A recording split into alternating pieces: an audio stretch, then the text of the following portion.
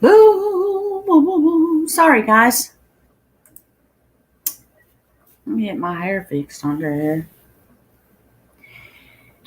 Sorry, I'm fine.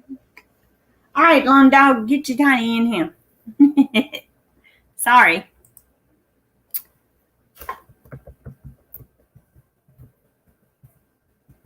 I'm back. I'm back. I'm back. Let me share it out real quick.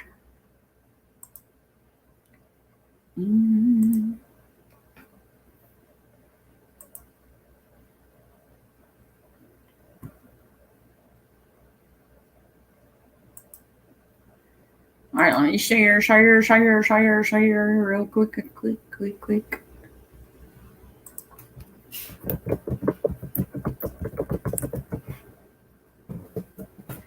Sorry. Hey, share this out real quick. Get back with you. I'm sorry, we had company and I had to get off.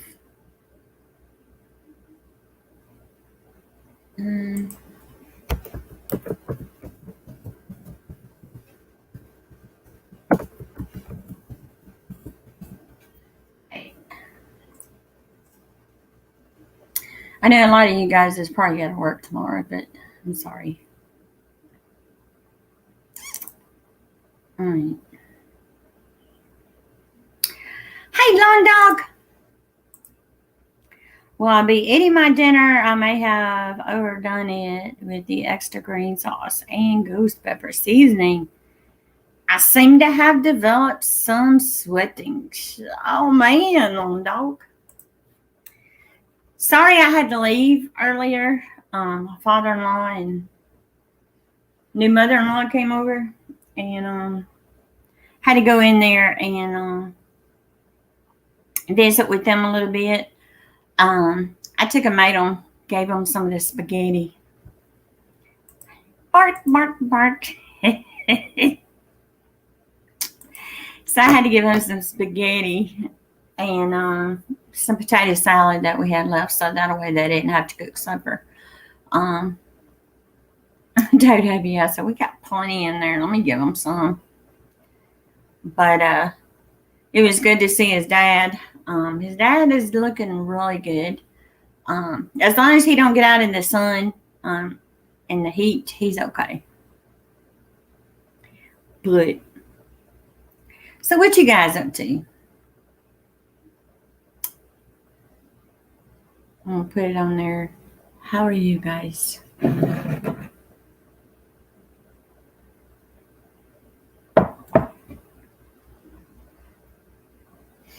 But I need a cigarette. I need a cigarette. I started to smoke one and had to put it out. So I'm lighting a cigarette. I'm not promoting cigarette smoking. It's just a bad habit. I need to cut that. Air purifier on. I have one in here because I want to make sure that the smoke doesn't bother hubby. But his little crazy butt went back to smoking after he quit. I told him, I said, I wished I could quit. I've tried. Well, we had a little bit of drama with our dog, Lucky. He started bleeding from the mouth, and we couldn't figure out where it was coming from. Turns out it looks like he has severe gum disease. Oh, no. So sorry, Lone Dog. Yeah, you got to be careful. And then it could be something that he just chewing on, and he can do some damage to the gums.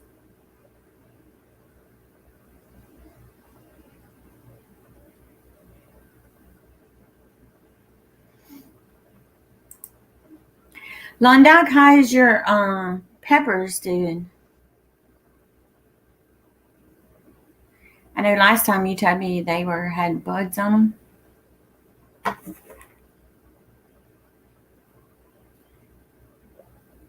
I don't know where everybody is. They probably going to bed. I've got to get up in the morning and cut all that okra down.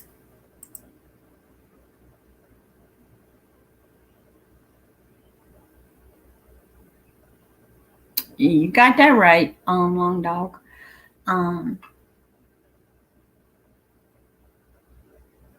It's very expensive to have a pet. Everybody's eating dinner. Dinner.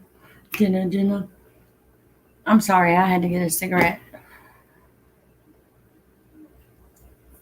Calm my nerves. Calm my nerves down. But I got a lot of basil out there. I'm going to go ahead and cut some of those plants, cut them off. And I'm going to use some of this twine and kind of hang some around in the garage and let them dry. I mean, I could hang them out here on the back patio and let them dry, but we shall see.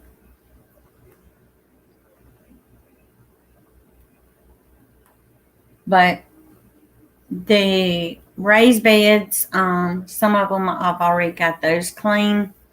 I'm going to plant some stuff out there, and I'll show you guys what I plant out there. I know a lot of people like to start their seeds in the greenhouse, which I might on some of the plants, but we shall see. Because I got plenty of room out there in the greenhouse to get some of them started. But I'm kind of watching to see how this weather's going to do, because with the greenhouse being open and everything, and as hot as it's been, it shouldn't take as long to germinate, but I just don't want them to get too hot in that greenhouse. I may have to put a fan in there to kind of circulate the air in there.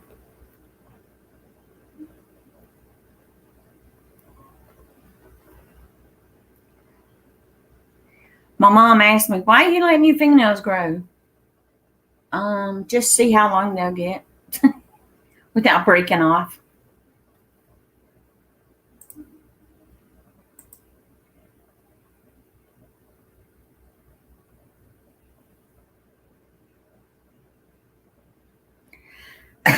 Yeah. In the raised beds, what I did is I took some grass clippings and the landscape fabric. I put that in first. And then what I did is I put grass clippings in the bottom, and I put cow manure and potting soil in the beds, and also mixed in some peat moss. And over time, I had been adding a little bit of the chicken manure, that had done composted down.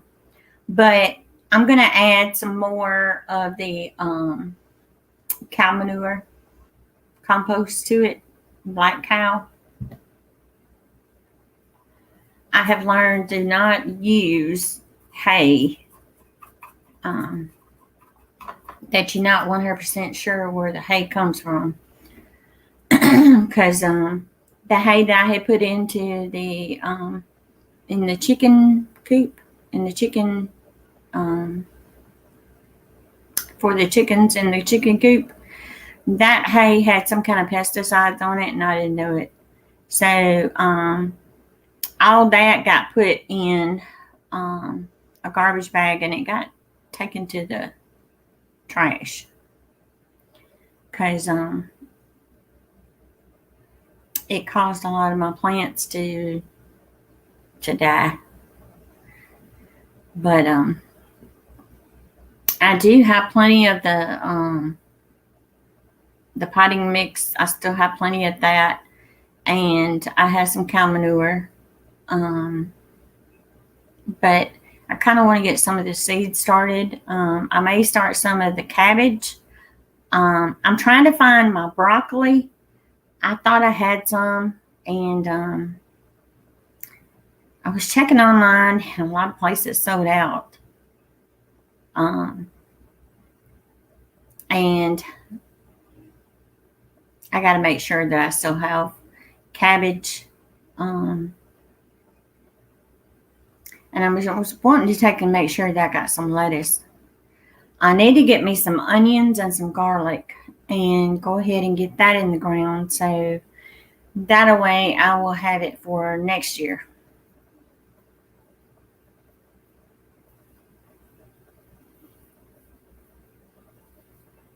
But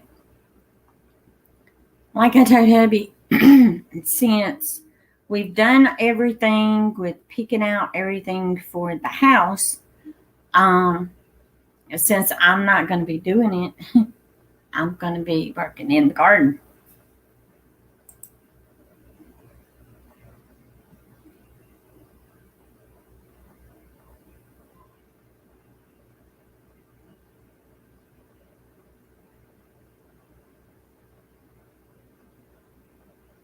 Well, see, the potting mix that I got, I made sure that it didn't have any kind of other than just potting soil.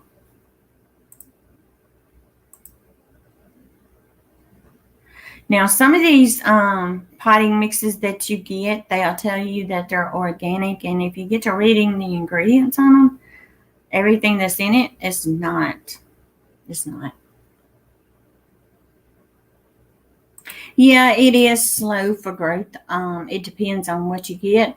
Now, these seed starting mix things that you get, I have not found one that I really like.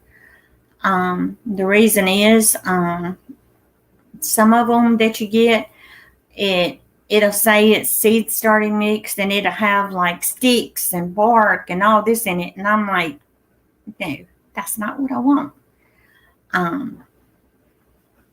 But I think this time what I'm going to do is I'm just going to use some of the potting mix, and I'm going to stick those in the seed cells and start the growth on my plants that way.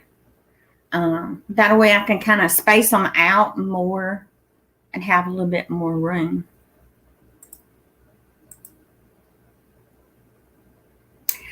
I heard that Fox Farm is pretty good, but then I've also heard some not so good. Now, I've heard people say they don't like Miracle-Gro. Well, I've used Miracle-Gro and had no problem. Yeah. Now, Miracle-Gro, you buy it here, it is expensive.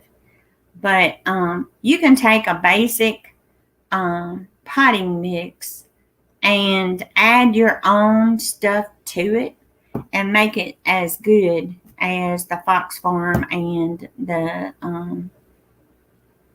Miracle-Gro.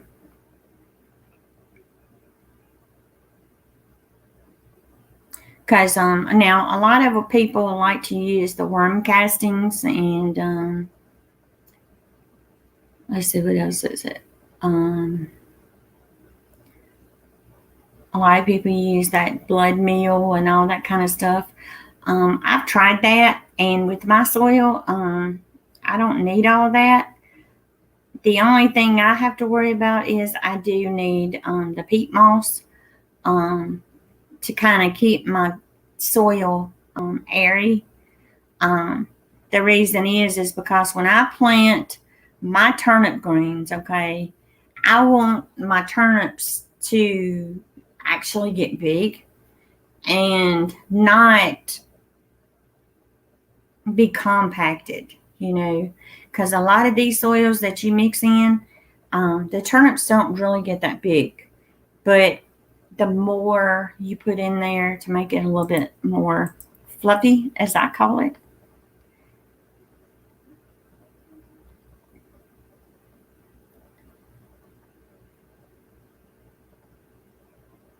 Oh, okay. Well, you can take table scraps. Okay. Now this is what I mean by table scraps. You can take potato peelings. You can take um, lettuce and tomatoes and a lot of that type of foods and put it in a bucket.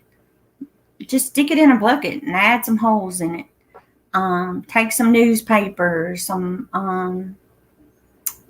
cardboard boxes, tear them up and put them in there, and you can make your own compost. You don't really have to take and have grass clippings and all this kind of stuff.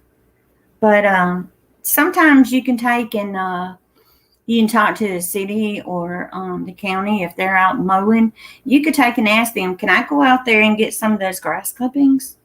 And sometimes they'll tell you, "Yeah, sure, go get it."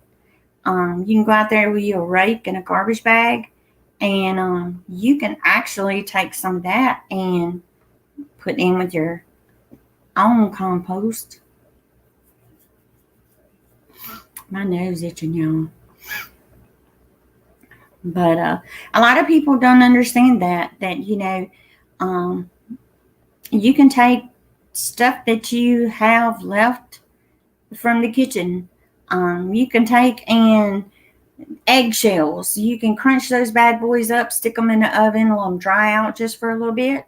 Bring them out, take and crunch them up in a blender, mixer, whatever, and pour it in your compost pile. There you go. You got potassium. Yes, it does take time for it to break down.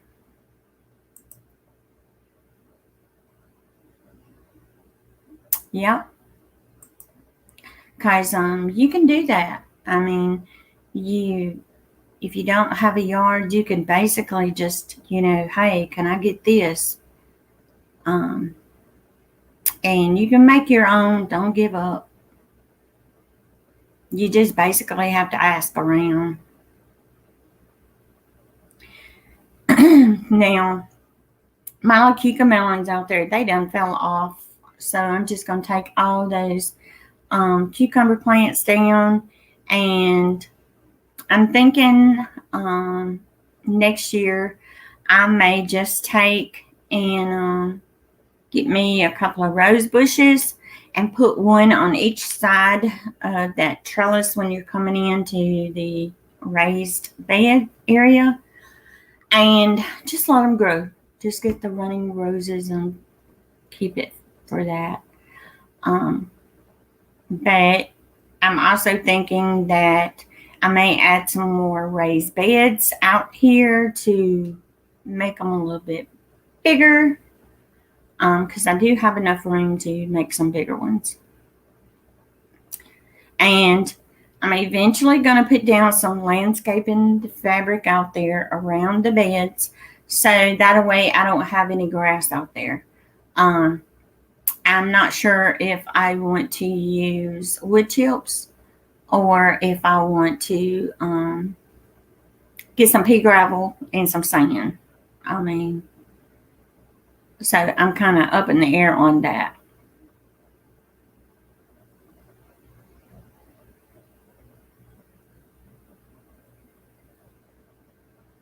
Because, I mean, you can take a weed eater and go through there and, mow it with no problem. But it's just that one bed that just really took over with the grass, because the chickens were bad about, scratching grass in that bed there where the pumpkin was. And, next year I'm not planting any pumpkins. But I probably will be putting some sunflowers, but I want the sunflowers up against the shop. That's what I'm thinking.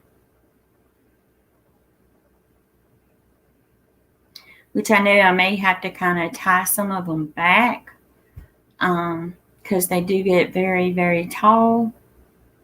And, put the tall ones at the back and then get some that's a little bit smaller.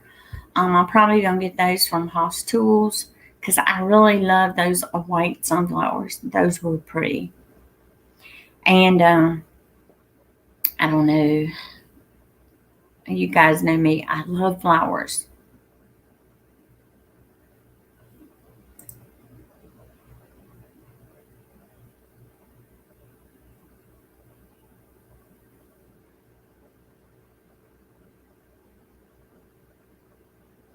Yeah, true. But I did plant, I did put some of the grass clippings out there where I had that pumpkin, and I did wind up with a lot of grass coming back.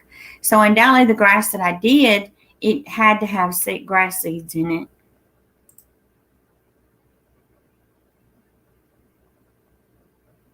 Yeah.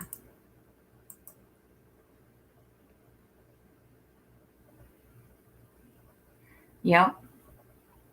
Because, I mean, I kind of working on some ideas for the backyard, to kind of make it like a garden flower oasis. My husband told me, he said, the backyard is yours. And so I told him, in the front yard, the only thing we have is that around the mailbox.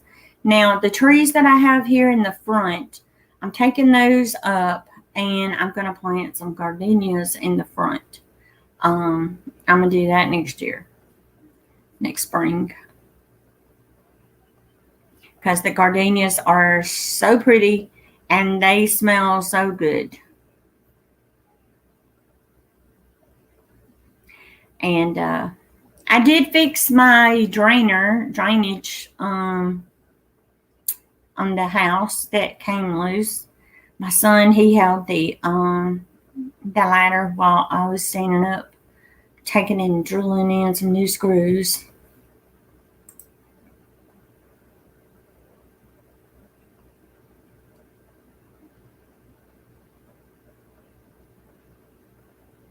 Yep. Yeah. When you're out in the desert, you really got to, you really need to test your soil. I don't know what's going on with StreamYard. It says I have nobody in here, but I know I got you, Lawn Dog.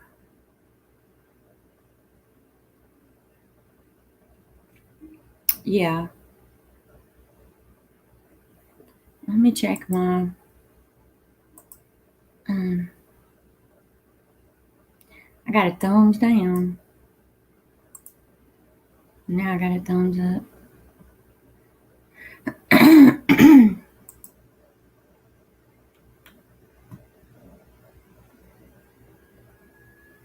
Okay.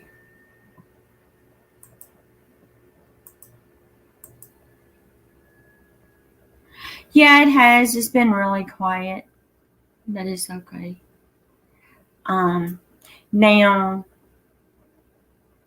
I've been trying to think, should I move my greenhouse? But then I got to thinking, if I'm going to grow anything in the greenhouse this winter, I need to have it where I can get electricity to it. And right where it's at, I can get electricity.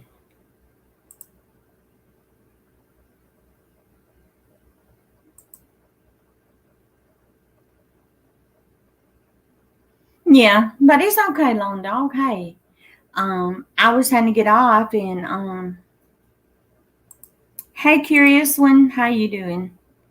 But I did. I had to pop off earlier because I had company coming in. I wasn't expecting company, or I would have waited, to do the live. It's the reason I come back. I'm like, let me try again. But it's good, Lone Dog, because I mean, hey, you came in and I was getting off because I had to get off, and I hated that. So, but it's okay. But I was just going to tell y'all that I did get everything picked out for the house here, the countertops, the flooring. the tile for the living room. Well, the flooring for the living room, the tile for the kitchen, the bathrooms, and the sink for the kitchen and the bathrooms. Got that, all that picked out.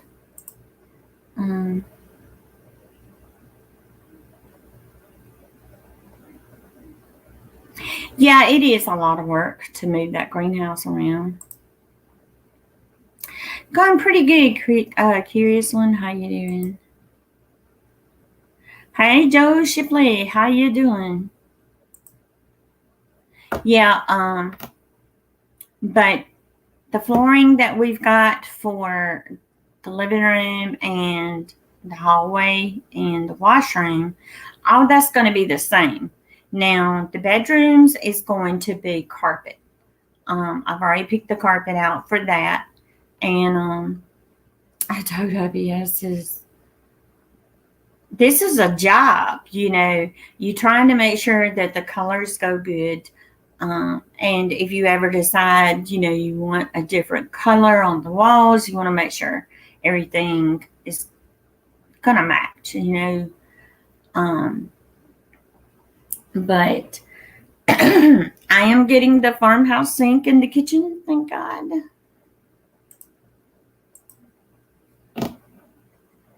Now, there are some things I'm going to do myself, okay?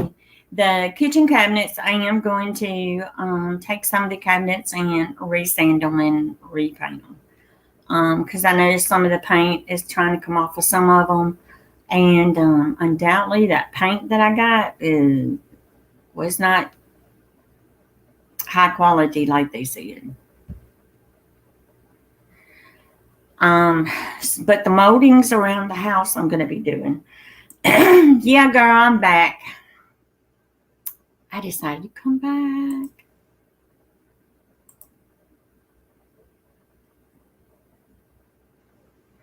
Yeah, Hubby's like, you ain't gonna put no carpet in the bathroom, are you? I said, heck no. I like carpet. When I get out of the bed, I like to have that warm, fuzzy feeling, Because when I wake up in the morning during wintertime, the floors are cold, okay? And I don't like that. But it's going to be like a gray wood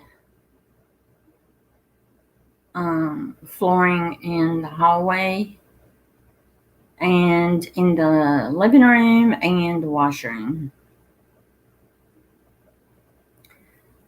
I'm not sure why, but I just felt sick in my stomach.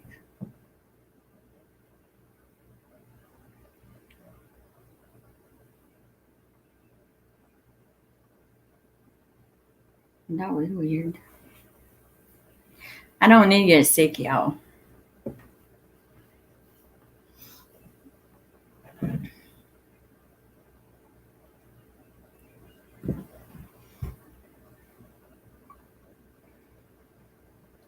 Yeah, and especially if you have guys, I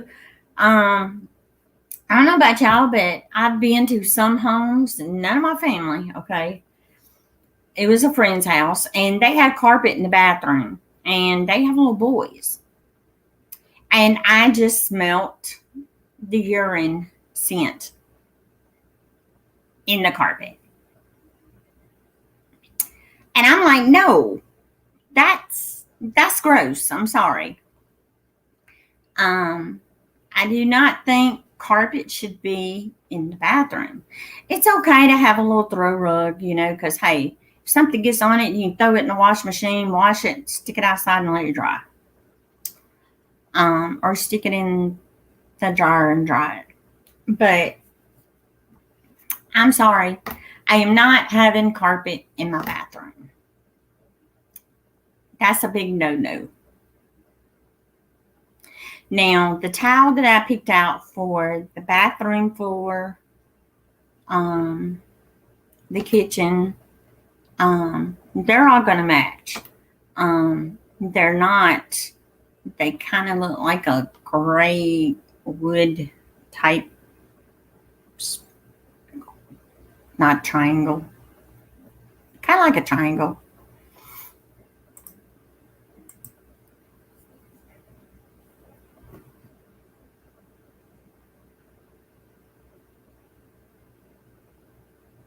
Oh, okay.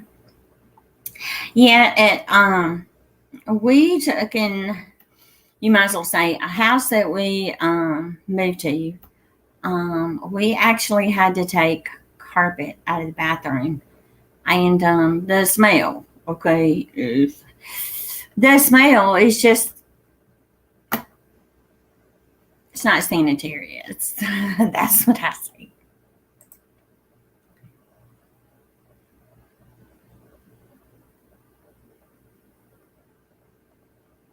Yeah. Yeah, I understand that. Now ours is like, it's got your sink and your toilet and then your tub and shower together. So no, because if that toilet actually overflows, it stops up and it gets on that carpet, and you think that shampooer is going to get that out? No, it's down in the pad. It's done way down in the main baseboard.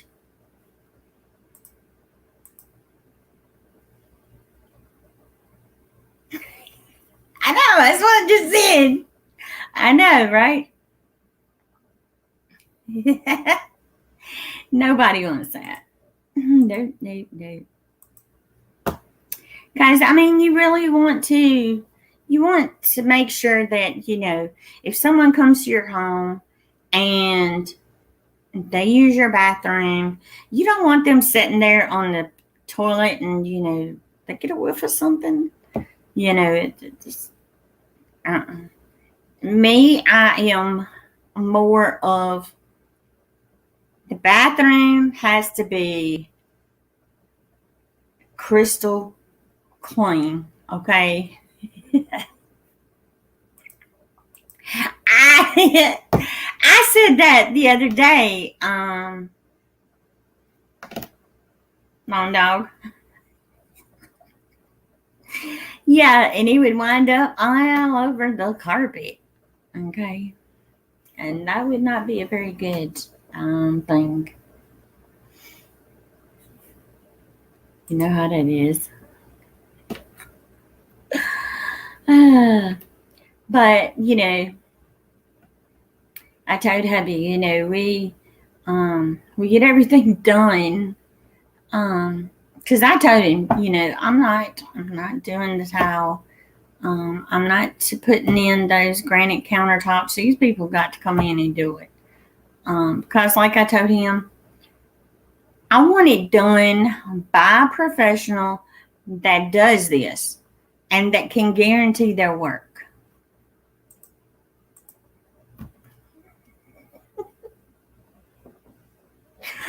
Uh, my Cujo knows not to do that, a long dog.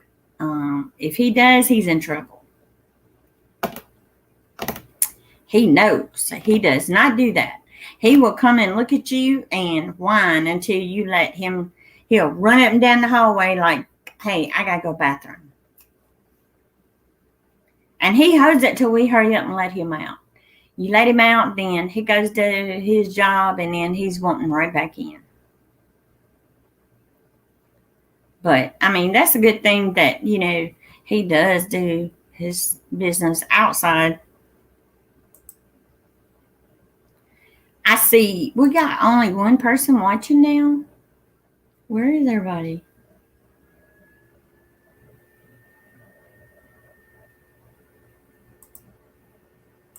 But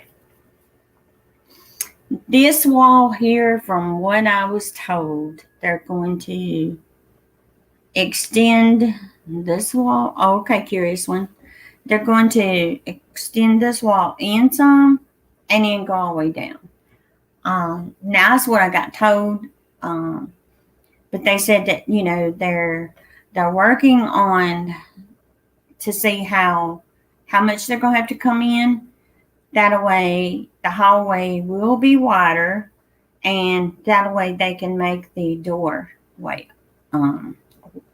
opening to the bedroom wider.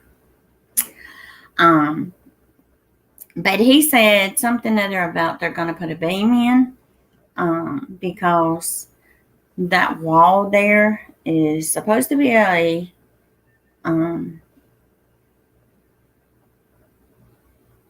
weight-bearing wall that should have had it in there and it wouldn't. But a load-bearing wall. Let me get that right.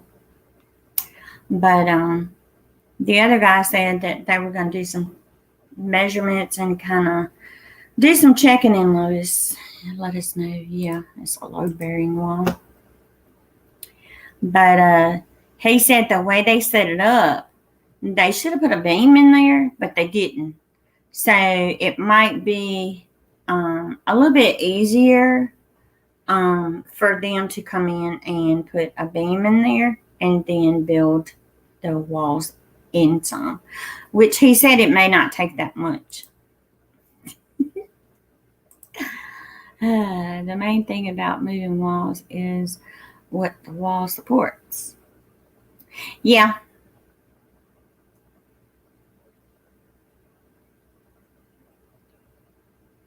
Because the way he talked, they basically all the way they said it, the way the house is made, they made the outside walls the load-bearing walls. They didn't really come in and make the load-bearing wall anywhere through this part of the house, the way the people made the house. And he said that it was kind of weird because he said basically they took, he said, 2 2x4s and made a beam made with 2x4s all the way down. So really, I don't understand how this house actually got permitted, that it wasn't done right.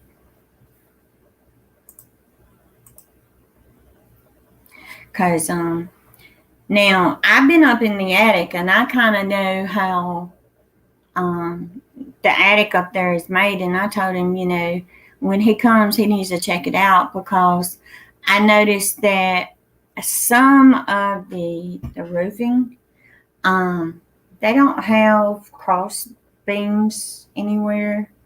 It's all just straight. And he said that there should be some cross beams every so often. And I told him there ain't any. There ain't none up there.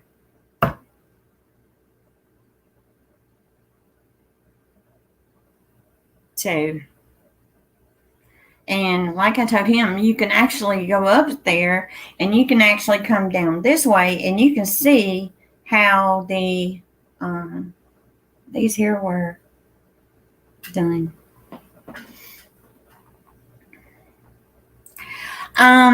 The only thing they said that would have to be permitted would be if we're adding onto the house. Since it's actually in the house, we don't have to. Because we've decided we're going to put barnyard doors in. These doors here are going to go away. That way, when you go into our bedroom, there won't be a door there on the outside, that takes up room in the bedroom.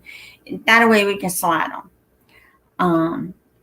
And in the bathroom, it's going to be the same way. It'll be on the bedroom wall where it just slides. So that way it kind of gives us a little bit more extra room for hubby's wheelchair to go in and out of. But we did make sure that, who the people that are doing this, they are licensed and bonded, and they do have references, and they had to be good reviews through the Better Business Bureau. We have learned our lesson when we had our air condition and heater put in, that guy, he had some bad reviews with Better Business Bureau. And we didn't know that. But always check your people out that you have to come into your home and do any kind of work. Now, my nephew, there is some things that he can personally do, because the guy said if we can get someone to come in and take the countertops off and take the sink out, then they wouldn't charge us for demolition, the removal. So you pay to get good reviews from the BBB. Yep. Well, I typed in the guy that did the job on our AC unit, and that man, he had like 2 stars, 3 stars. Some of the reviews that people had commented on there, the guy was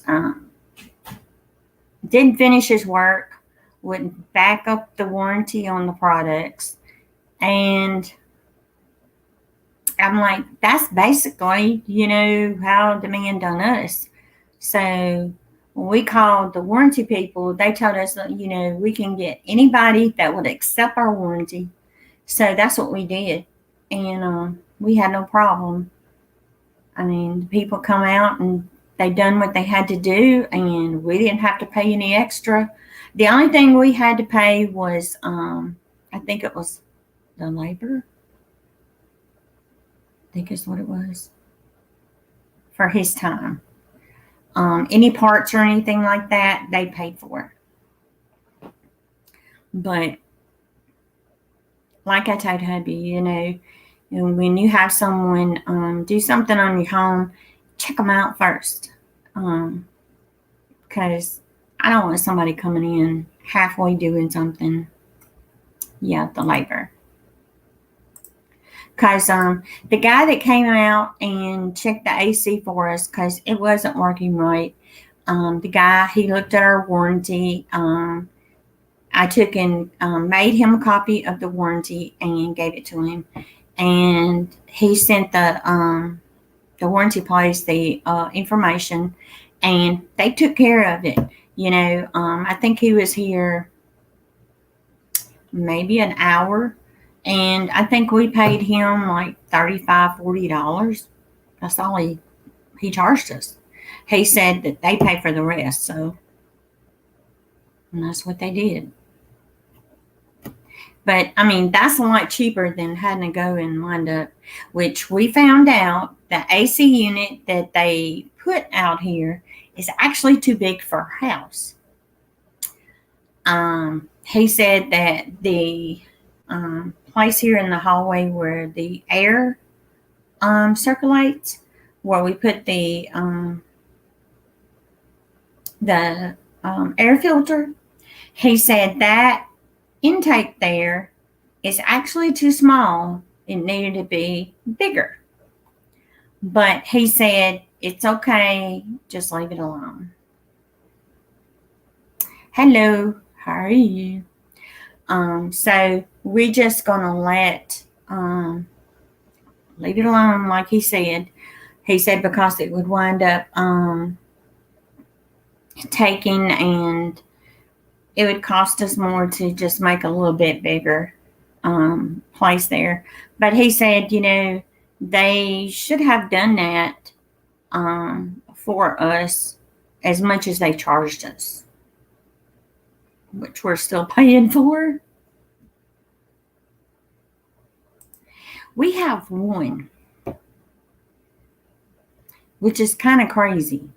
and it's in the hallway in the ceiling. That's the only one we got. And then it's kind of weird that in every room there's one vent. Okay, even the living room, one vent. And the guy said that the size of our living room, it should at least have two. And he said by having that vent right above the fireplace was a little bit crazy, because he says, why would anybody put an air vent right above the fireplace? I told him, I don't know. You know, that's the way it was when we moved here. Our house is like only 1,200. It's a little over 1,200 square foot. It's not a humongous house, but I mean, hey, it's big enough for us. Because he said that unit that's out there, it was actually too big for this house. He said they should have went with a smaller unit. Well, we didn't know that.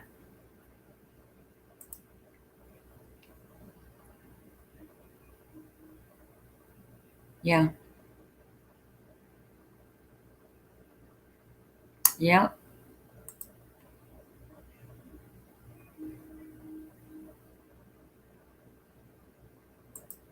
Well, the guy said that, they wouldn't have had, really had to make the intake part there a little bit bigger, because where it is right now, it's like a 20 by 20 by 1.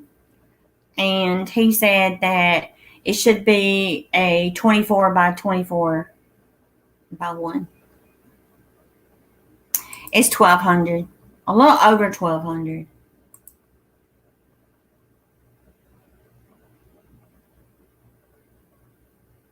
Mm. Too complicated for you, curious one. Yeah, I'm like this though. Our bedroom, it has one vent, okay? In here in the office, it has one vent. Now, this size of this room here, the one vent, it makes it cold in here. There's no vents in the hallway except where the filter goes. The living room has one vent, but it's right above where the fireplace is here. You look up, and the vent is right above the fireplace, which is a little weird. The kitchen, right by the stove, you look up, there's a vent. And they basically said, it was kind of weird that, as big as the living room, it should have two. And it should not be one right above the fireplace.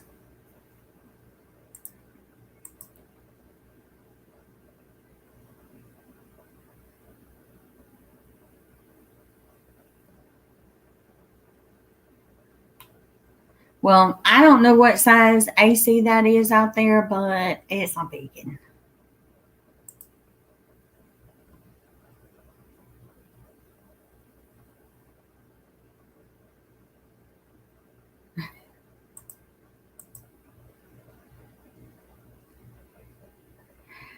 Barnyard, you got 3 in the sewing room, 2 regular, and 1 double. Girl. Well, this one here, now I'm going to tell you, the AC unit here works really good, except when the heat index is really hot. I don't care if you put it down in the 60s. It seems like this house will not get any colder than 69 degrees with the thermostat. I don't know why, but that's as cold as it'll get. Now, during the wintertime, this house will burn you up. The heater, you got to cut that bad boy down, okay? I told hubby, you do not, I would prefer at 69 because it's comfortable.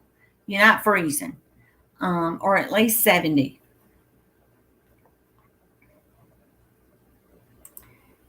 from my room. I don't remember what size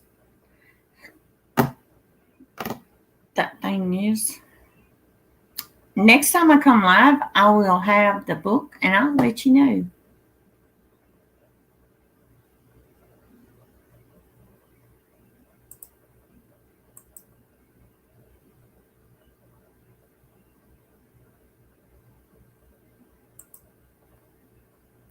Well, all I know is they said that that unit out there was bigger than what it should be.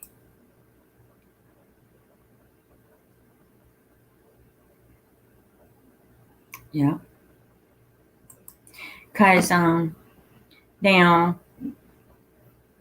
if it's cool outside, say if it's 78 or in the 80s, the AC unit will freeze you to death in here, okay? But if that heat index is up there, it's like this thing out here is on overload. But now he put Freon in it. Well, he had to take some of the Freon out. He said because whoever put it in, they put too much in it. And he showed it me on the pressure gauge. And he Googled and showed what size that AC unit is, how much pressure was supposed to be there. And he says, see here? And he said, you're lucky it didn't mess up your AC unit. I'm like, well, no wonder I was freezing my behind off in this house because it was freezing.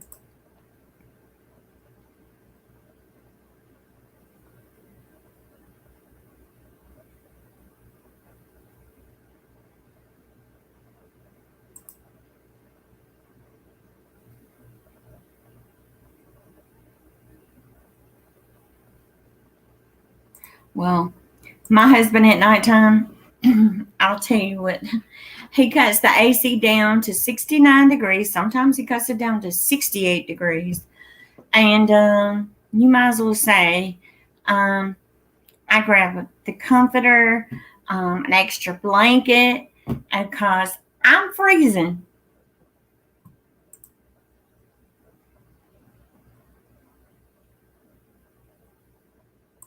Well, all I know is I am not an AC person, but I do know that, the guy that came out this last time, that guy knew more about AC units than anything else out there. I mean, this man could tell you what size house we have by just looking at it. And he says, this is what you are actually needed. But then he said, your unit outside is too big. I said, well, you might need to go up in the attic and look at the heater.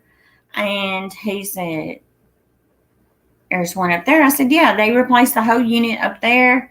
And thank God he did, because he said there was a pan up there that they should have replaced, which they charged us on the contract, on the invoice. And it plainly showed that they replaced it. He said, there's no way they replaced that pan. And I showed him the invoice. And I showed him everything. And he said, there's no way. And we got charged for it. And, girl, sometimes I get too hot. And then hubby's like, what's wrong with you?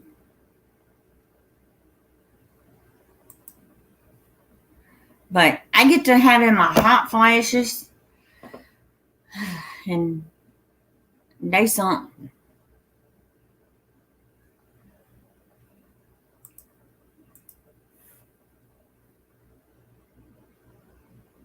Well, it showed on the pan that it looked like somebody had stepped on it, and it just cracked all to pieces. And he basically said that if the AC unit started leaking any kind of water, sweating any water, it would have basically demolished my son's room the ceiling. Okay. Thank God it didn't.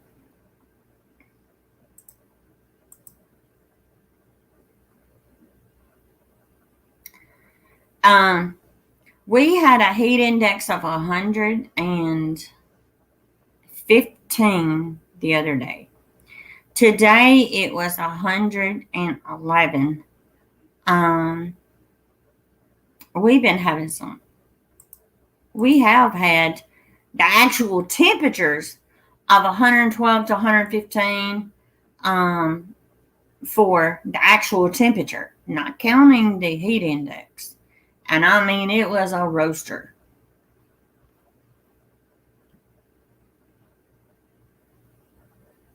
Yep.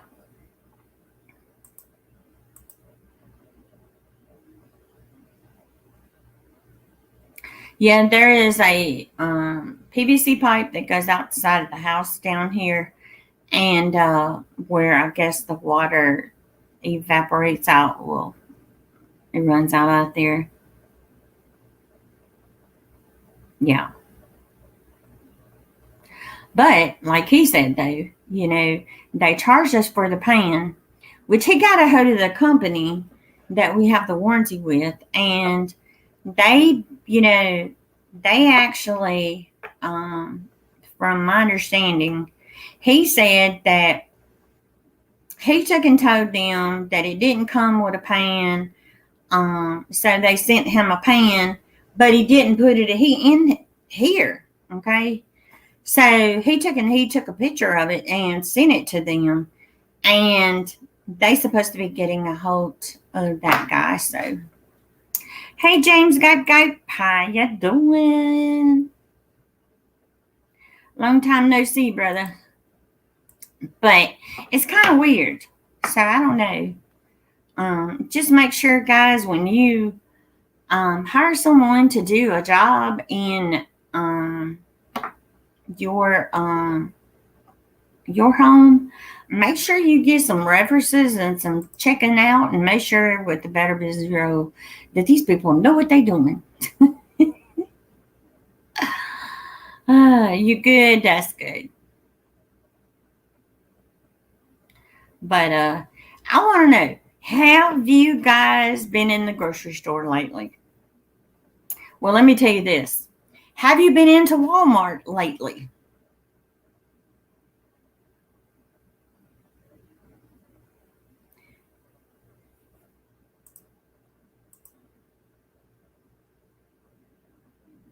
Yeah, that's true. Because thank God it didn't do any damage to the house. Because the guy plainly said, if that thing would have actually leaked, he says it could have actually done a lot of damage to your house.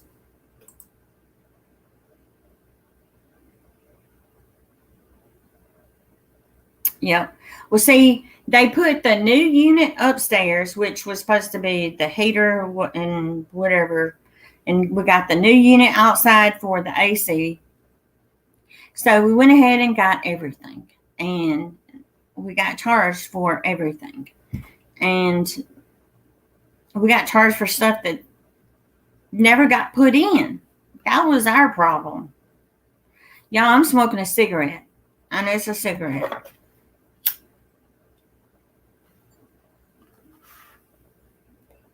I'm sorry. I need a cigarette. But it makes me mad when, you hire someone to do a job and then they come in and have half a job. I'll put it that way. Because I was so mad at that man. Because he took and told hubby, he had texted him. Because hubby had took and texted him and asked him, said, are you still coming out? He said, yeah, I'll be there Sunday after church. And Sunday after church, he never showed up. So the next day, hubby takes and texts him, are you going to come out today? He said, I'll come out when I get ready to come out. And hubby says, well, you're not going to, I guess your word means nothing. and I'll just get a hold of the main company and let them know you refuse to come out. He says, go ahead, sue me and cuss my husband out. I said, keep that text message. We still got it. And I said, honey, let me handle this. He said, here, because Hubby had already got mad. And I told him, I says, you plainly said that if we have any problems with the AC unit, you would come out and fix the problem. He says, F you, I am not coming back to your house. I said, so you got our money and you're telling me that you're not going to come out and fix it.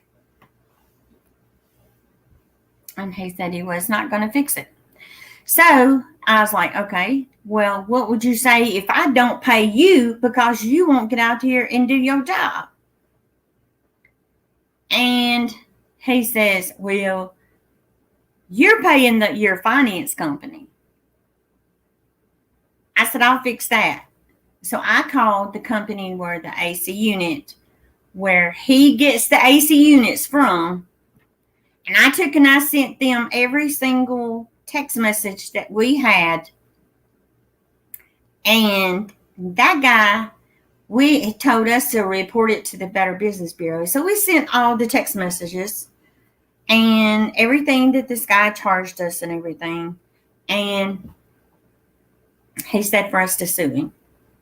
Well, my husband, he don't like suing nobody. He just wanted people to know that this guy was a ripoff. He does not stand by his company. He will lie to you. And hubby says people need to know. Well, from my understanding, the guy lost his business, not due to us, but another customer. They sued and they closed his business down.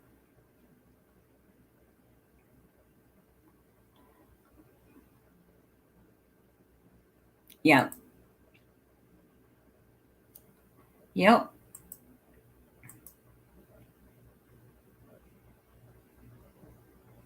But see, we were having problems when we first got the AC unit.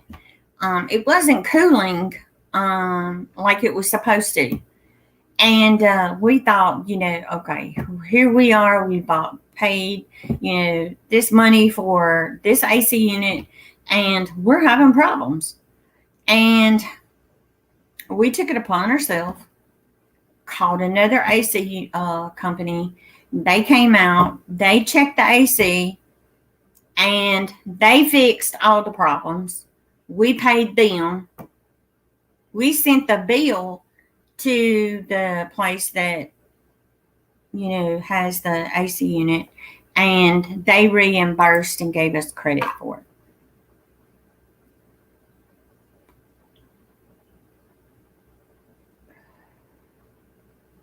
He has a license, but this man does not really need to be, he didn't really need to have his own business, to be honest about it, because he was very rude to his customers.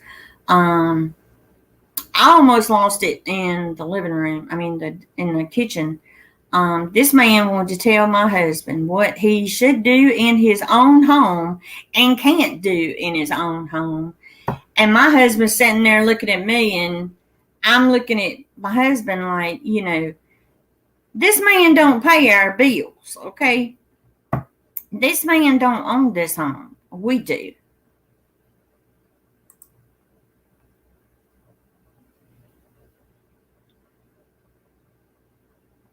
Yep.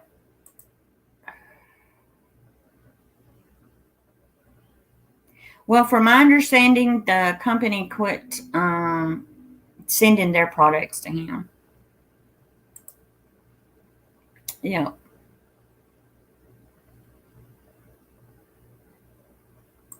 Yep. Okay, Wanda. I love you, sis. I'm glad you were still there. Stay safe, girl. We got this There's a hurricane coming. You have a great night too, girl. I'm just rambling, letting you guys know what we are doing. We are making sure that, you know, hello, how are you doing? Hello. But,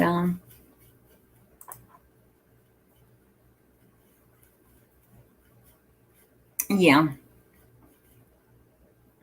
New people, when you come in, please hit the thumbs up. I appreciate it very, very much. Yep. If you need a place to go, come here. Yeah.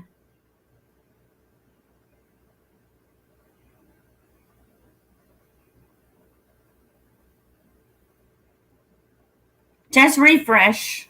Refresh. If that's what you're talking about.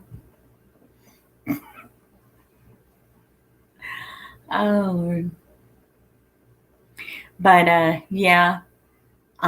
We are doing our homework. We kind of talked to, what is it, Home Depot and Lowe's, and they have some great reviews on some of the people that they were using, that they highly recommend that put these things in.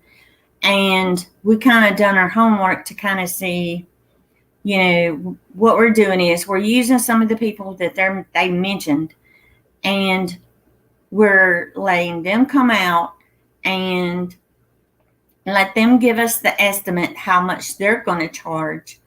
That way, we know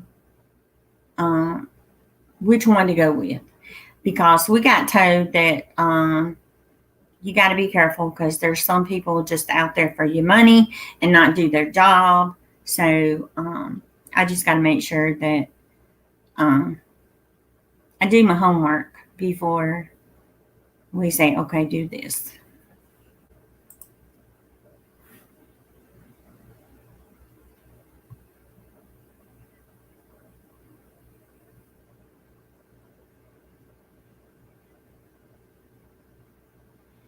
The AC unit usually runs like at nighttime. It might run 10, 15 minutes at a time, and then it shuts off.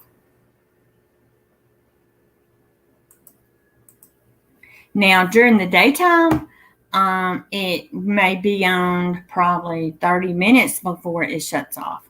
But that is because how hot the heat index is outside, because, we have no shade here. We're actually right here getting the actual heat. So, but like I told hubby, if we had some shade trees that maybe was on the corners of the house, it might help with some of the heat.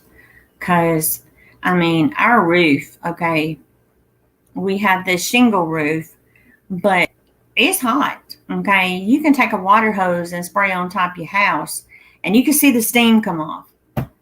That's how hot it is. Now, during the wintertime, it doesn't stay on long.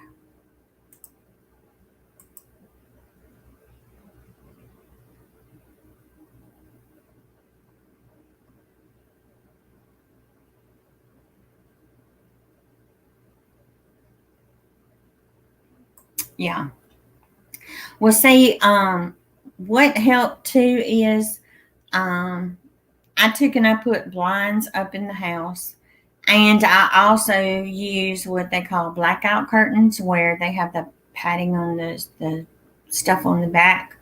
So when I close the curtains, during the daytime, so it won't be so hot, that helps, So the only place that really gets hot in the house is the kitchen. And I put blinds up around those windows.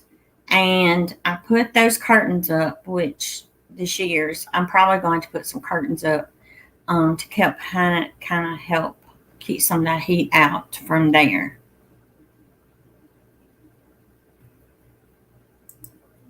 But everything else, I mean, now our bedroom, it'll be freezing. Okay, it will be freezing because there's one air vent in the master bathroom, and then there's one vent above the dresser, and we keep the ceiling fans going in the bedrooms to help circulate the air, and we'll keep the ceiling fan going in the living room. So it does help.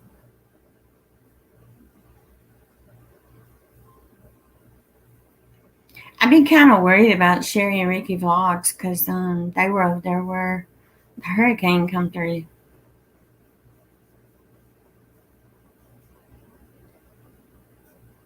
And then we got this next one coming through, and I'm hoping and praying it don't come through here. I don't mind the rain. I just don't like the wind.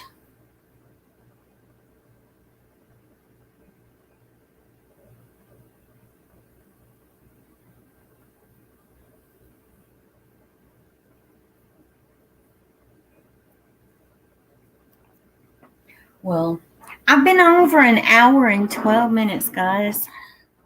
I guess I need to.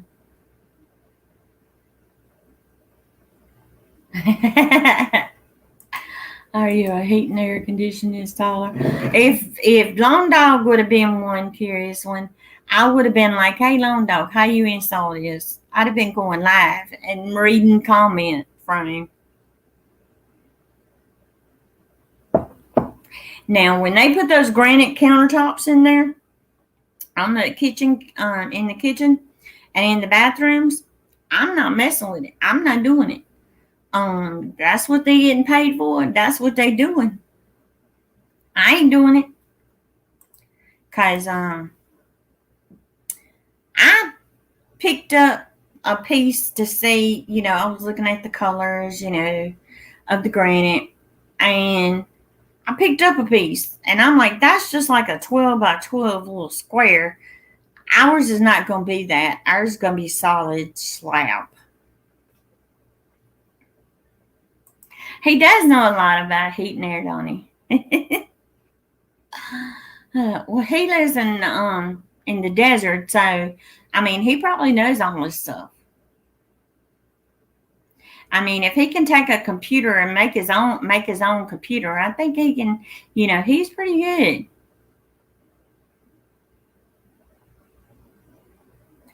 I was talking to hubby tonight, and I told him, that I was going to take this desk and put it in this closet, and make the closet there a office area. He's like, why? And I said, because this here was going to be the bedroom for the grandbabies. That way it'll be in there and it's out of the way, I don't have to worry about anybody, messing with the computer or the printer or anything like that.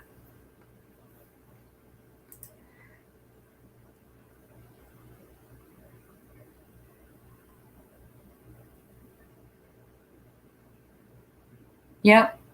Well, I also got yours is a I just asked my hubby. Our AC is a 4-ton. Let me go ask my hubby and see what our AC is. Hold on. That way I can tell you. So you guys chit chat in the, and if any trolls come in, guys, you guys know what to do. Get rid of.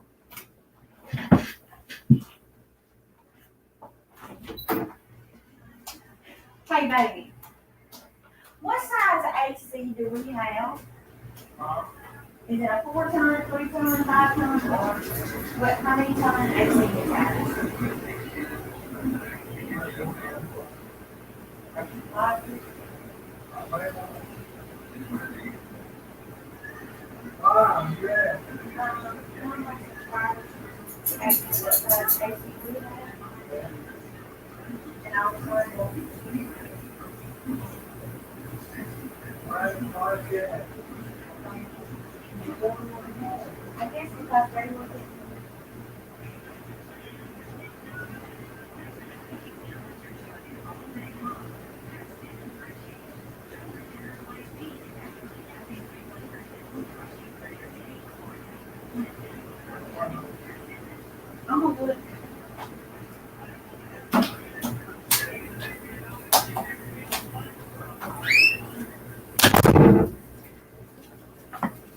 Okie dokie.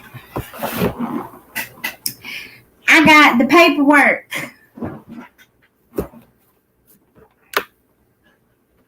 on that company. You live in Oklahoma and gets pretty darn hot.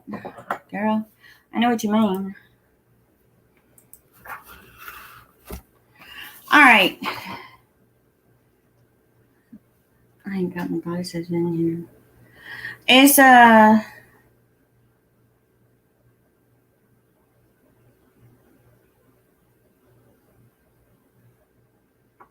right. It says here they took out a 3-ton change out.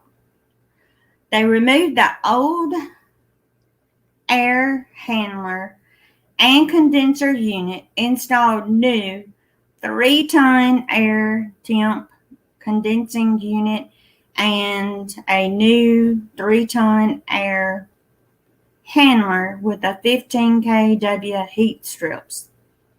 Condensing unit. They've got air handler. They've got the pan on here and all that.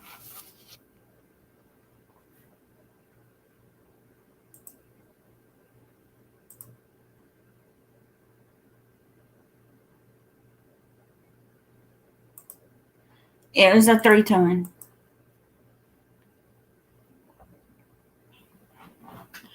And y'all know what we paid for that sucker? Now, this is what we paid him, but we had to get a loan to pay for this. So, actually, you might as well say we paid double. The air handler is what's in the attic. Yep.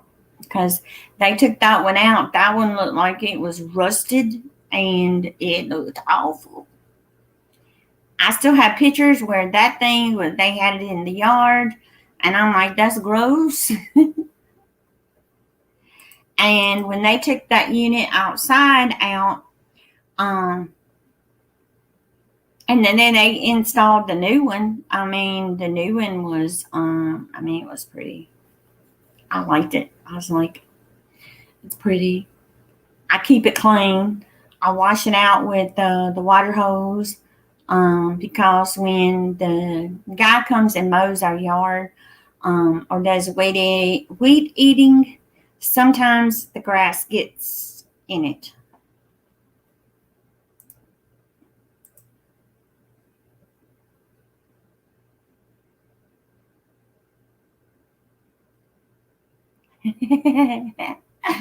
Oh, man.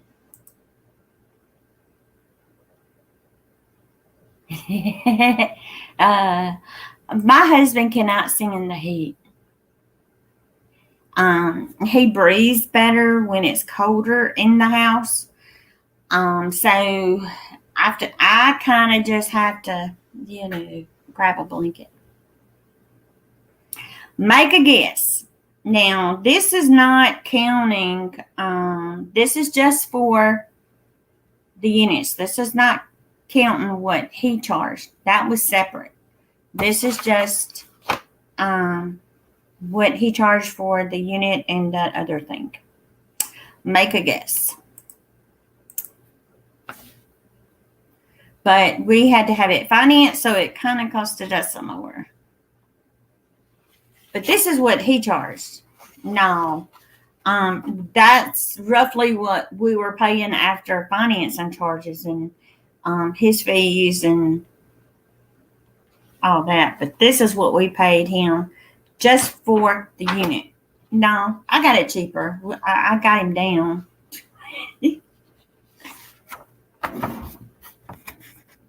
$3,563.10. And then he charged taxes was $233.10. But that was not counting for him coming out, his hours, and us taking and having it financed. That's where we come into some money. You might as well say we was close to 10 grand and we've almost got it paid off. Thank God. I think we owe, I think it's 4 more payments or 5 more payments. I think.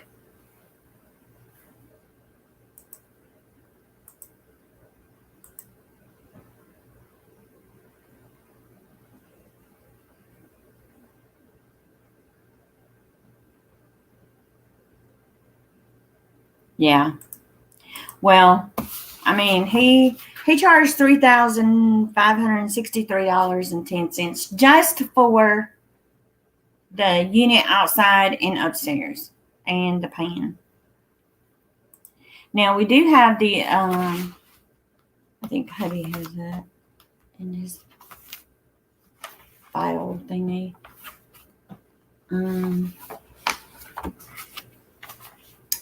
They're these.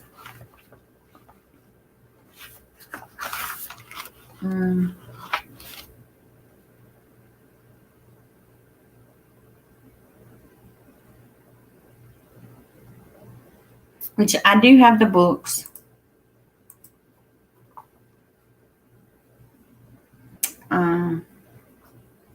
We shipped around on prices because, I mean, we had one guy that wanted $15,000 just for the AC unit outside.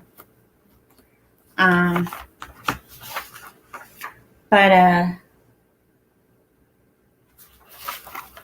that was not counting his fees. That was just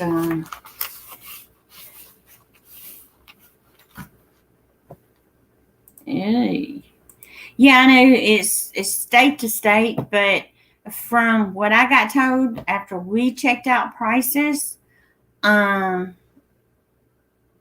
we found out that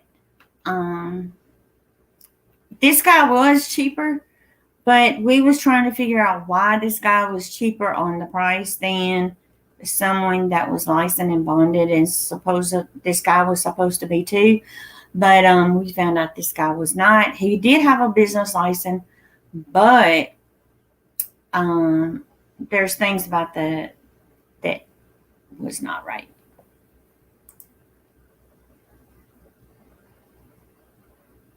Oh, wow. Hey, Mud Riding, how you doing? Hi, Wood. I love this. That's all you ever say. Hi. I love this.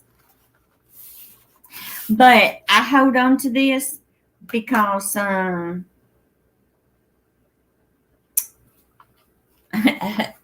said if he has one more problem with that AC unit, he said that guy will see him in court. I'm like, honey, the man done lost his business from, I guess, doing these other people wrong.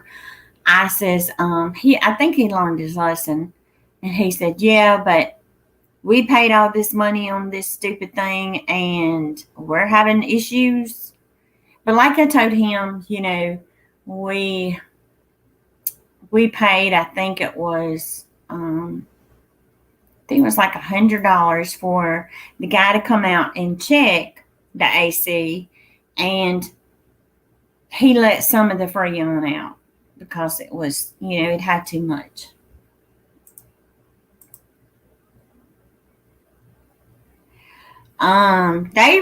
They took and they replaced the whole thing.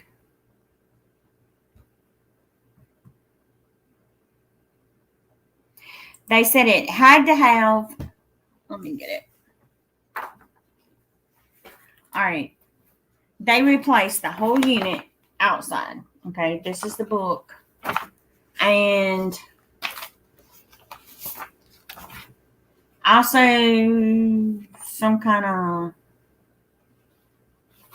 the wiring thingamajig. They did. And hold on. All right, that's and some kind of they redone the thing on the outside or something is what he said. And the installation for the thingamajig they put upstairs. Let me find the paperwork. Where is the paperwork?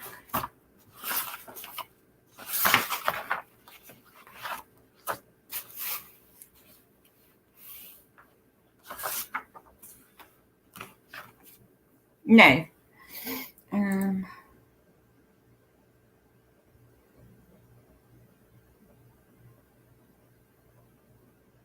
Oh, okay, mud. Right. Yeah, you just got to use your cell phone and record.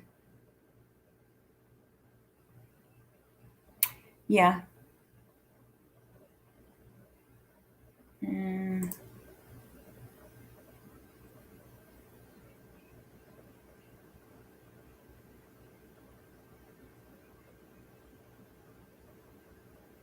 Yeah. Well, the guy said that it's a wonder if it didn't burn out something. Let's see. It has a 10-year warranty on parts and supposedly 1-year warranty on labor. We had that, and he refused to come out. And we got the text messages on that. It was something. I mean, it was just very, very, very rude. And I mean, all we was wanting was the AC fixed and stand by your work. That was, what we wanted him to do.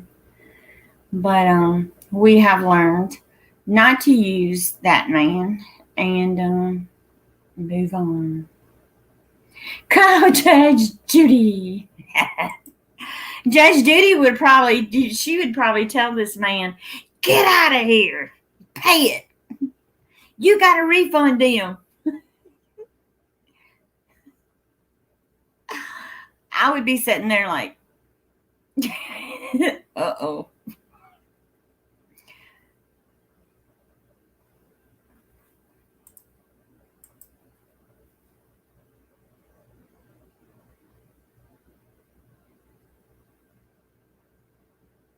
Yeah. But the problem is, he wouldn't take and stand by his warranty.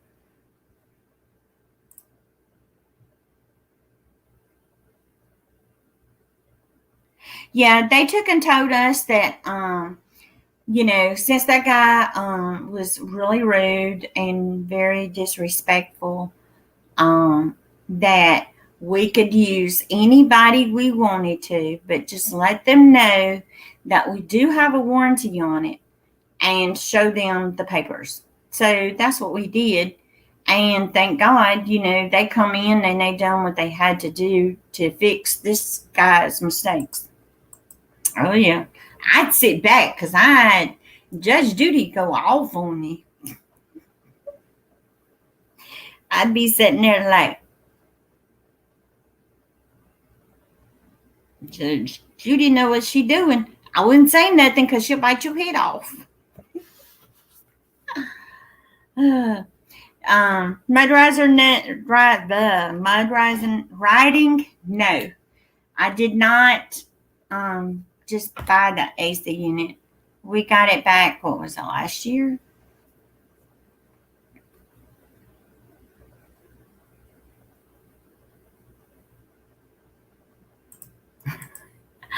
Mud riding.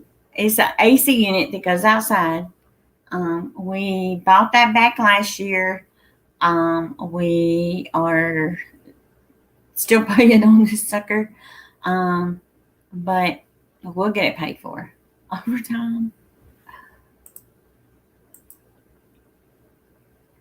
Yeah, it would have been kind of funny because this man is very, let's put it this way. He thinks his don't stink. I'll put it that way because my nephew's in here. Oh, Lord.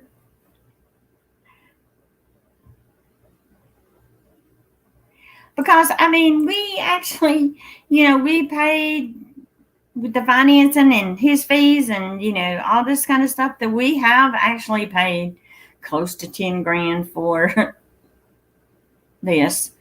And you can throw in the fees that we've had to have someone come out and fix it. And I mean, because that was their labor, and this man, we shouldn't have to pay labor because it was still a year warranty for his labor.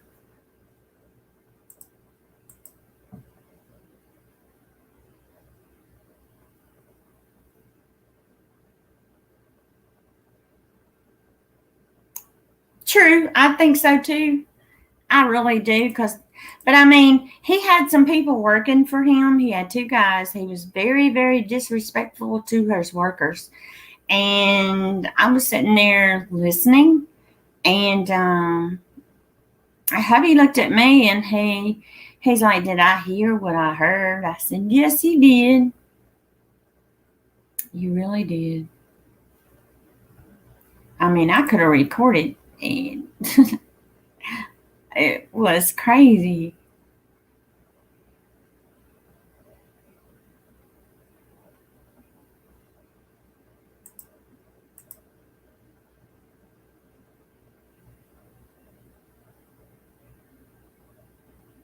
Yeah,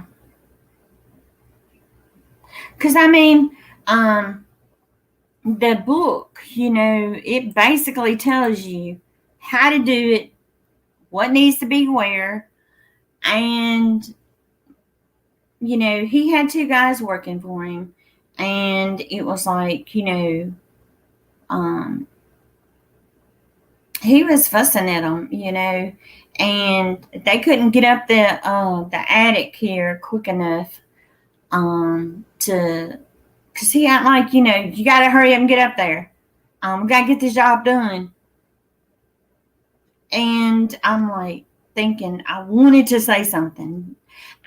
My husband looked at me and he was shaking his head, don't. Because I'm like, you are very disrespectful. I mean, that thing, them trying to go up some attic stairs, it was it was narrow and it was hard for them. Hey, Will.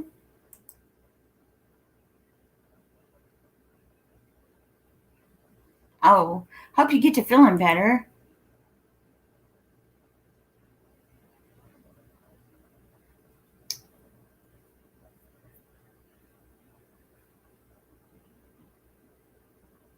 Yeah. Hello, how you doing? Uh, Welcome to the channel. Um, yeah. We deep in conversation. Thank you. I had to pull my CPAP off. Um,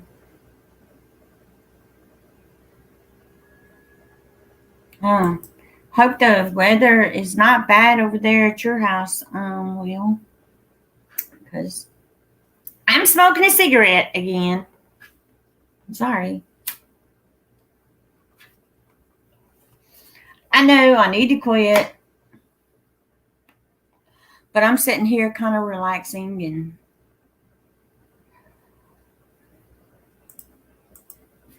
but yeah. I mean, just when you buy something, make sure that you do your homework. Make sure that people do have warranties and that they are licensed and bonded for their work.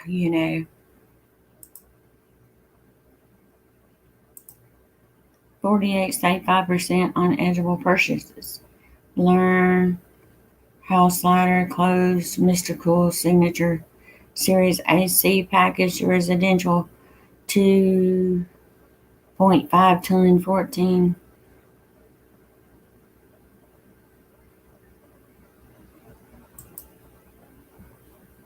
$3,563.10. Cujo's doing really good. We've been keeping him in the house, only letting him go out and use the bathroom, come right back in. The chickens are doing pretty good. I've been going out giving them ice water to keep them cool, and they're doing really good. And hubby is doing really good. He ain't doing nothing but eating. He eats and sleeps in the recliner, watches TV. Last night I watched a movie with him. It was about these robots fighting. And I started crying. I was like, the robot was getting beat up.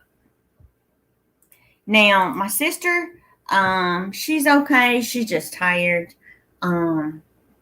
She took and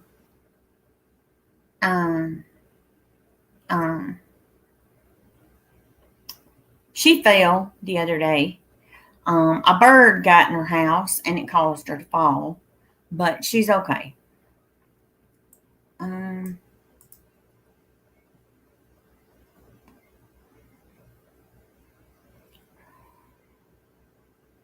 They still make them, they said, but it's,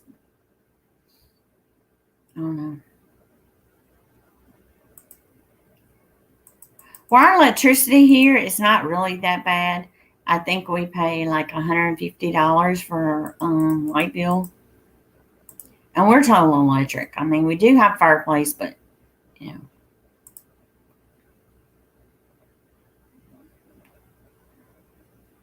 Yeah.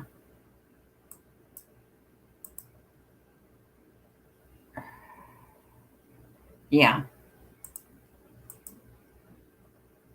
Yeah, mom said that there was, she had opened the door or something and a bird flew in. The cat and the dog were after the bird because she has a dog and a cat that stays in the house. And she said she fell, but she said she was okay. Well, ours was the month before it was like 150. Last month I think it was like 158. So really with the ACU unit running, as hot as it's been, it's really not bad. We were expecting around $200 is what we were thinking. And thank God it wouldn't. So the bad weather was there earlier. Yeah. Claudia XL said it was really storming at their house. And I think it was storming at your grandma's too, babe. We hadn't got anything today, thank goodness, but we did last night. It was really bad.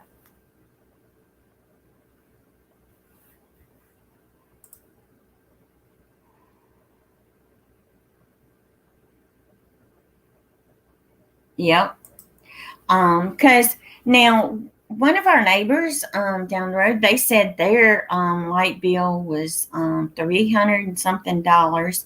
They had their AC checked, and they said something other about something was going out on their AC unit, and it was causing it to use more electricity than what it was supposed to. I don't know what that they were talking about, but that's what they said.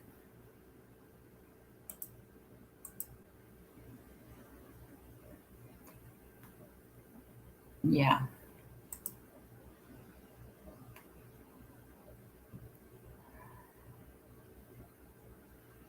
Well, I'm gonna tell you something too. Yeah. Well, see, basically from what I was told, the solar, um, they doing fine. The baby rabbit is doing fine too. She's growing. Um, yeah. You wow. Well, I was told, okay, someone that we know, um, they took and went solar here. Okay. Hey Sherry W, how you doing, hon?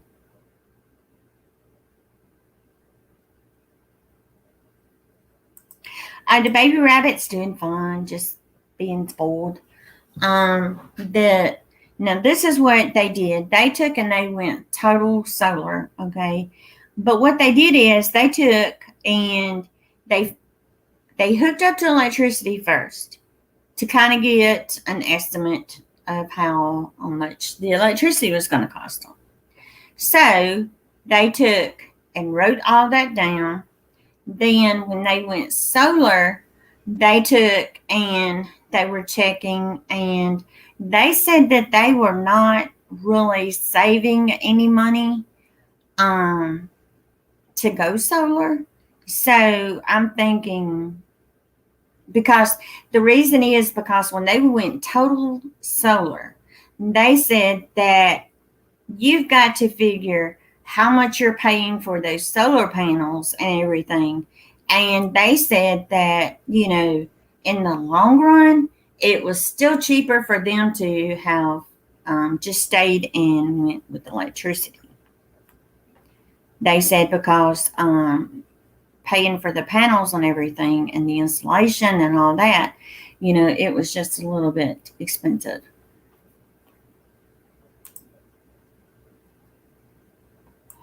They're doing good. Doing good. The baby rabbit out there, her leg is still not healed like it should. It's just there.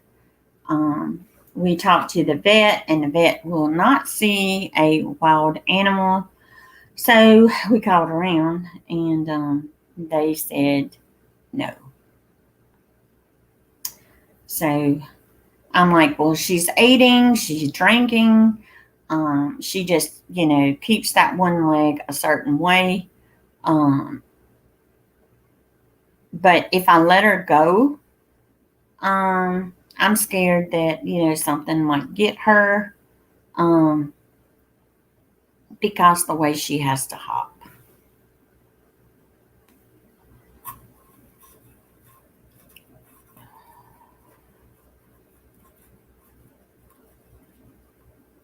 Yep. Because I know a lot of people were talking about, they're making their homesteads, and they're wanting to go solar. They really have to look at the price of those solar panels and how much they're going to have to pay for those solar panels and the equipment to um, have those solar panels. And they actually have to look, I know you might save more electricity during the summer months, and you might gain some extra energy that can go back into your light company. But in the long run, from what they said, um, you're really not saving that much.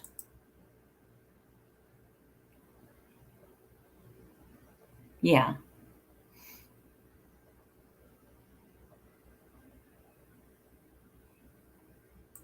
Yeah, because I mean, after you get the stuff paid for, then it might not be as bad.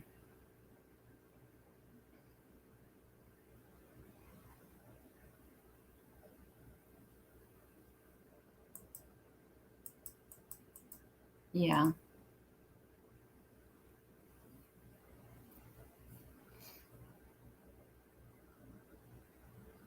Yeah, I know.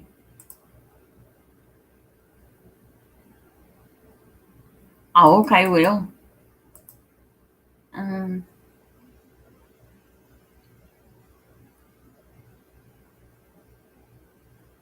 hmm.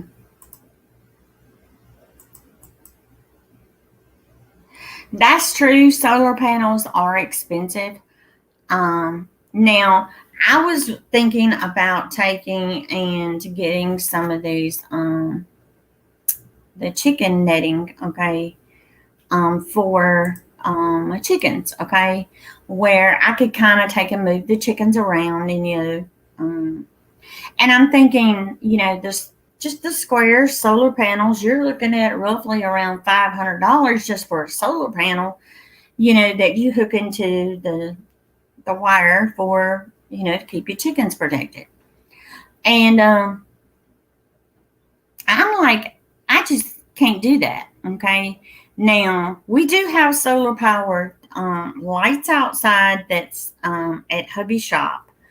Um, they're motion censored. If someone comes in front of them, they shut on. I do have one out by the chickens, and it cuts on, during the night. But when it comes to using it in the house, I don't know.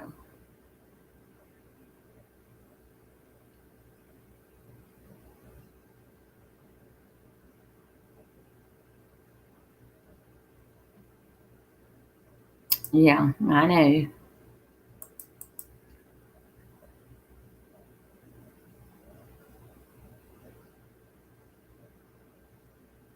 It's true. It does cost.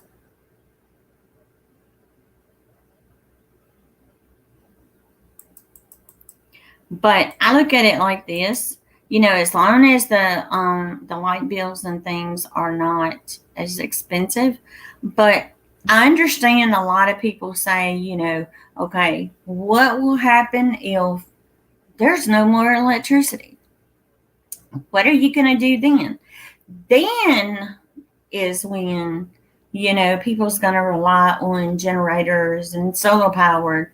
But you have to understand that in certain areas, you don't get that um, sunshine as you really need it, because a lot of times you could go there for 1 to 2 weeks and you ain't gonna have no sunshine. It can be raining and storming, and you still don't have that electricity.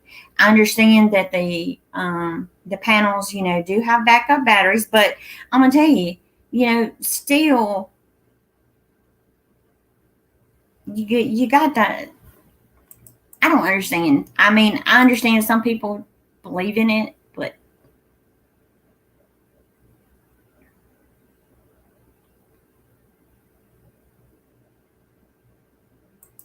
yeah, I know. Um,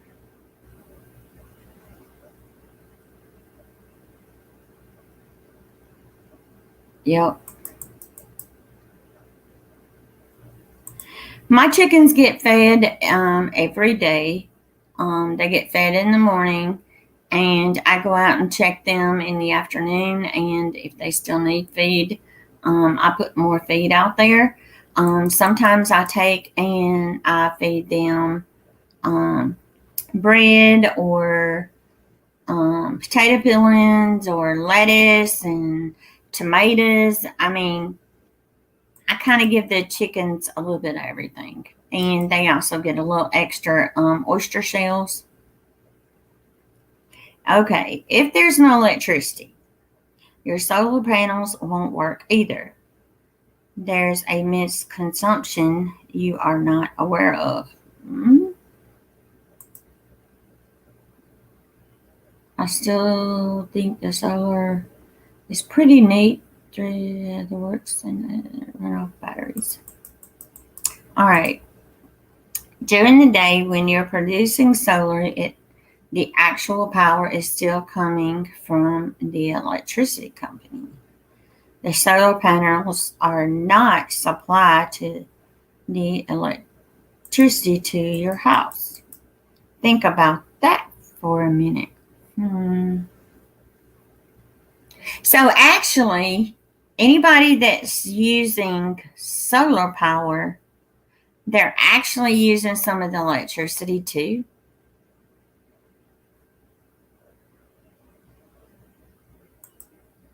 But wouldn't that cause back feed or something in the meters or something? Um, I know, me too, Will. It's not a okay. You're having an understanding of what's going on with the solar. Yep.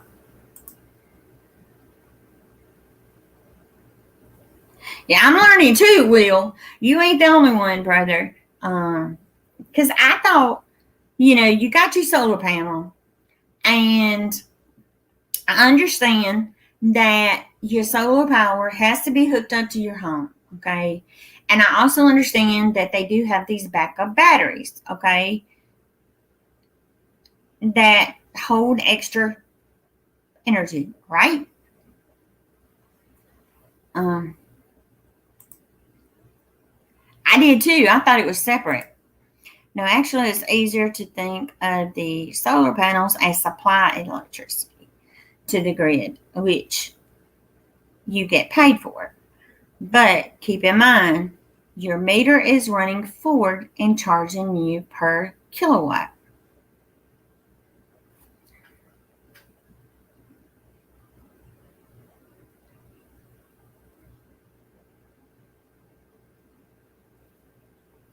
Okay.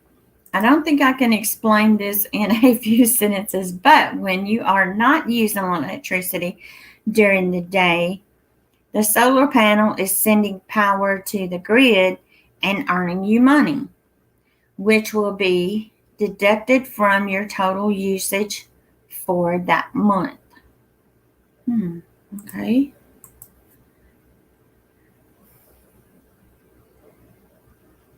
So you're telling me that you have a solar panel and it's hooked up to the meter. The light company is actually paying you for you using your solar panel. Is that right?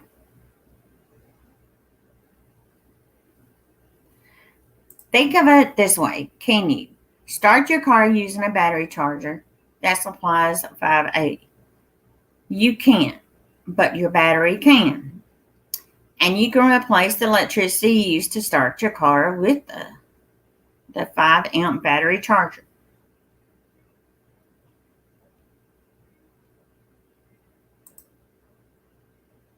All right, here's what he's saying. Okay, think of it this way. Start your car using a battery charger that supplies a 5 amp. You can't, but your battery can. And you can replace the electricity used to start your car with.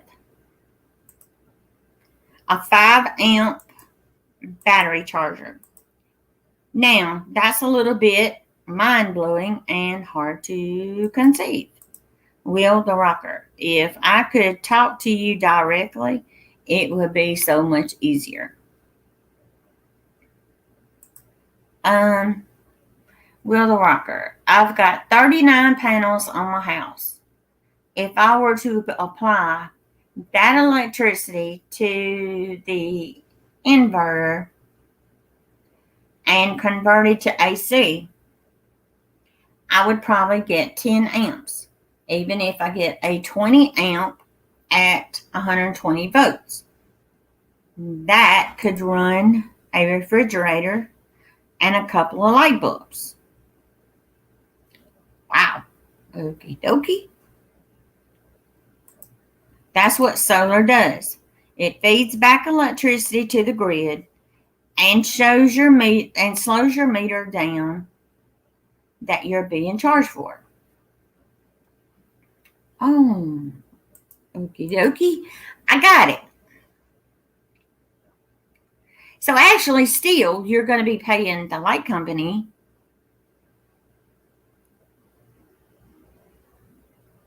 if you don't get enough juice from the solar, right? Oh man, this is not easy to explain. The new meters are electric. They actually have an arrow showing which way the electricity is going. People with solar, they can actually go in reverse. Cool. Okay. It keeps the battery charging so they slow down as much, and they'll finally understand. Hey, Sherry W. Okay, girl, I love you. You take care of yourself. Hey, Brian, how you doing? Long time no see, brother. Um, but more importantly, what happens is, let's say I'm sucking 40 amps from Edison, but I'm sending back 10. So my assumption is 30 amps of usage when my house stops drawing electricity more than that. Energy credit, okay, is reducing my bill. Cool. Okay, got it. To create enough electricity from your solar, probably 40 to 50, 45, 40 to 45 amps. You can need a, okay. I'm a ham radio operator. I should know this. It is called a loop. Oh, Lord. Y'all something. I've learned solar. I've learned it now.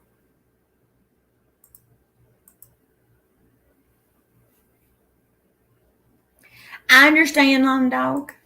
But you did kind of, explain that to us so that we kind of know how the solar power actually works. It's a loop with the buzz because of a ground loop. You don't want a loop. Sorry about that. Was short out. Oh, Lord. Yeah, but I mean, hey, at least we kind of know how the solar doohickey works. I mean, that's like if, say, you want to use, like, I'm using my solar lights outside for if someone walks in front of the building, it'll cut on. Or if some animal comes by the chickens, it will shut on. Basically, I kind of understand that. I have been busy helping my sister clean out my brother's house because my brother passed away back in March of this year. He was 57. I am so sorry, Brian. Yeah, I remember. We still praying for you. Always remember that. And I know it's rough. But yeah, but I mean, I understand a lot of people want to go solar, but a lot of people can't afford these things.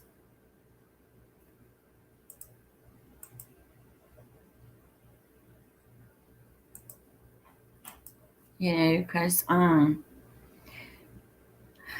mean, if I could afford it, I would go solar, but I can't afford it. All right, Sherry, let me ask you this. It may make you understand kind of how solar stuff kind of works. What if that solar light stayed lit all day? Would the light stay running after 4 hours? No, it probably would. Not because the two little solar cells that are on that device don't supply enough power to run the light bulbs. True, but they do supply enough power to charge the battery. Yeah, true. I'm learning. uh, Now, I'm not putting down solar. I mean, if we had to go solar, somehow or another we would, but I'm like this though. Um, you do what you have to do.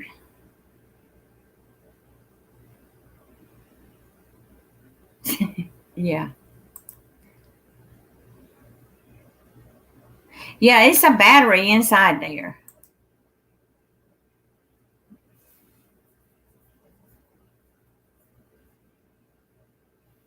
And what that does is keep that battery charged. Yeah. Yep. Because I know I checked it. I think it was yesterday, and it still comes on at night. It doesn't come on during the day.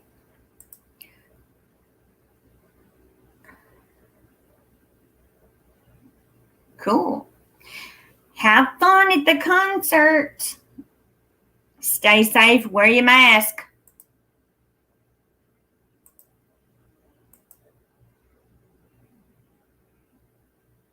Yep. Well, I know anytime I want to go out to the chicken coop or to hubby's shed, I get there, the light cuts on automatically. But during the day, you can go out there and walk in front of the shed. It doesn't cut on. So I think it's kind of got a sensor thing on it when it knows when it's daylight and it knows when it's dark because it only cuts on at dark.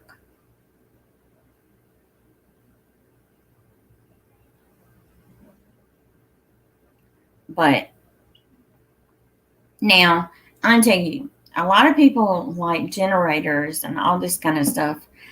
I am not a person that likes generators. I've seen too many people's generators burn up, and I'm not. I can't do them. It does, but I am not a generator person. Because during the ice storm that we had, I think it was in 97, if I'm not mistaken, 97, 95, somewhere around there. A lot of people were buying generators and using them. And the generators are not made for 24-hour, 7 days to be used straight. They will burn up. I don't care what kind you got, it gonna burn up. Yeah. Yep.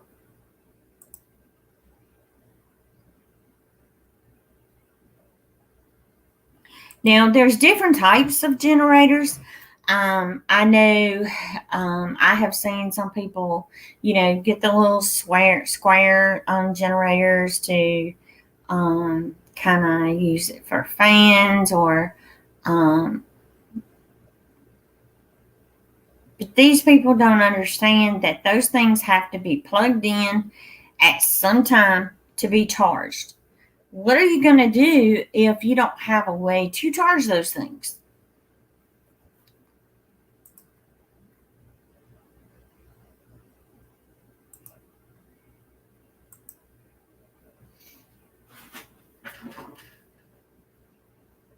Yeah, I mean, they are going to wear out because, I mean, I know someone that they used their brand new generator and they had a freezer, a refrigerator, and I think it was like a light or something hooked up. And that thing burned up. It caught on fire and burnt up. I just don't trust generators. I don't care if they say these things are updated and all this kind of stuff. Have they ever set a generator, had it running for 24 hours and had it going for a week or 2 or 3 weeks? I don't think they have. There should be a warning on these things that, you just can't take and keep those things going. I don't care if the generator is gas powered or whatever. Yeah, because they will overheat.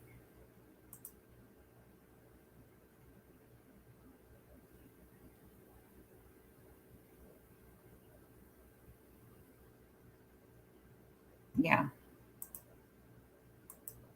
Let's see.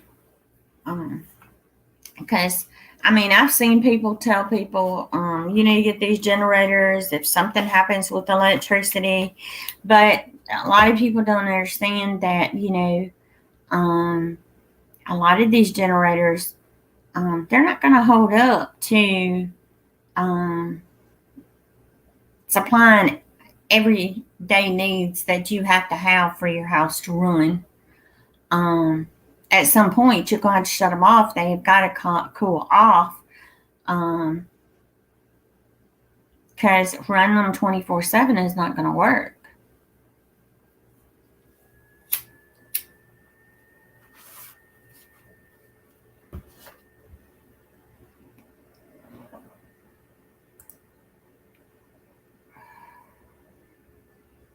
Oh, okay.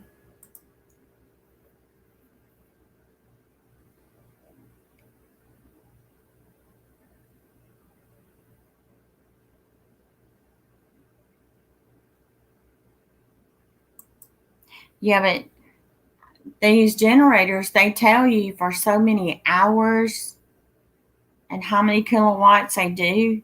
But they need to have on there when that they can't be run 24/7.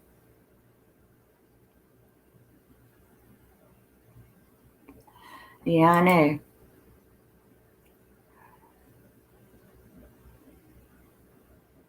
Oh, okay, Will. But I mean, we all don't know, how things is gonna work. We actually don't know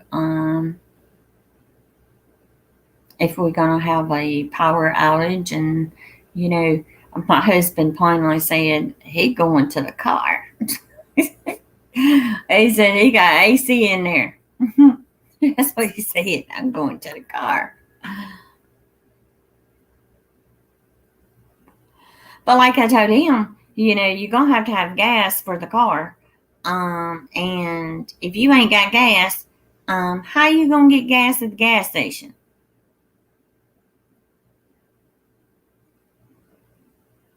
Because don't they have to have pumps going um, to get that gas out of those things?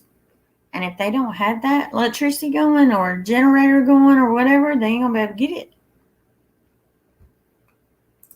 Let's not get on the discussion of generators. I know, right?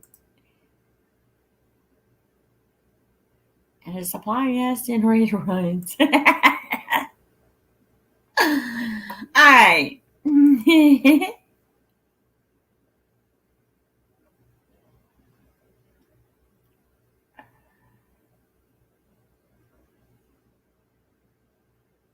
Oh man. Ow, Will.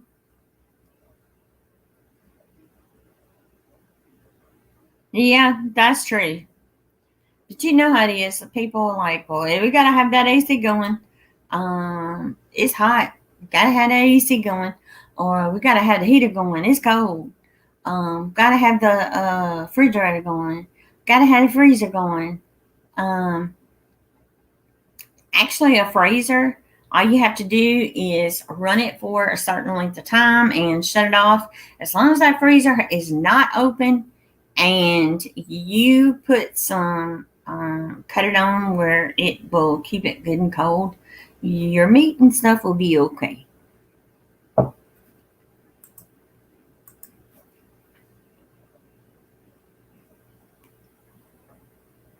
Um,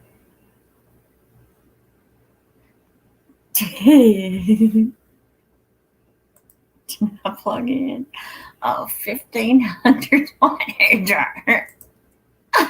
I know, right?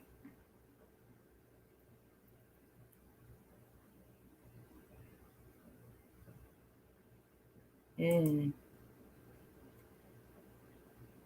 I know. But a lot of people don't think about how many wattages and kilowatts you're actually using for, say, a hair dryer, or how much you are using for a fan, a light. All that stuff adds up.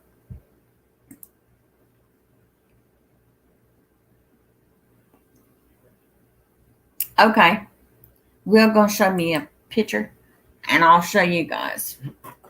Let me grab my phone. Let me get my phone. Y'all, my phone is so cold from it being in here.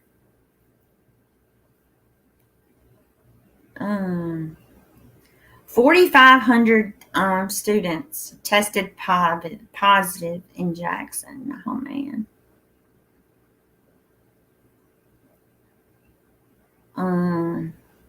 Scully's house, Subthrill said it is drying out down there some. Good.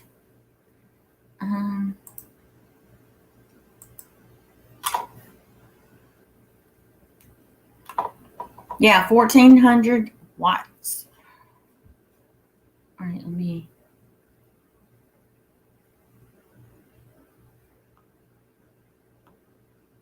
see.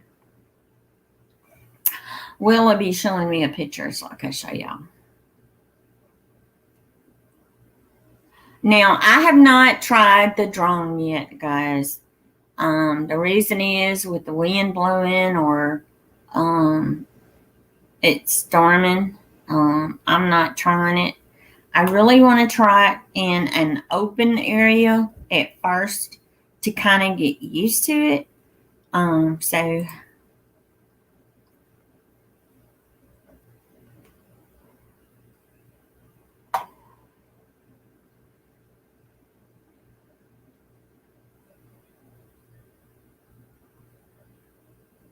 yeah. Yep. Yeah. Yeah, because I mean, they have gotten so many names of these things still, you know, and they're talking about the new one that they're wanting to give out. And I'm thinking nobody wants to take it because it's not 100% to prevent them from getting it. Yeah.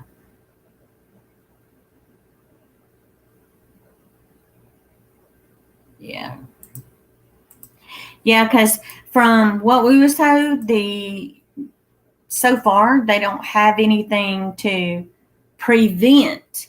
It's only going to, they actually said that it's that it will make the side effects less intensive.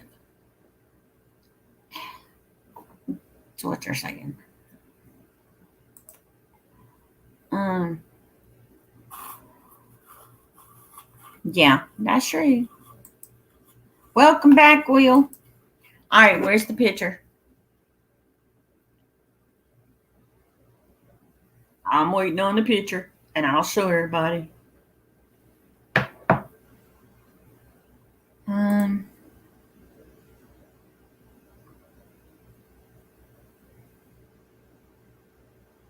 tree.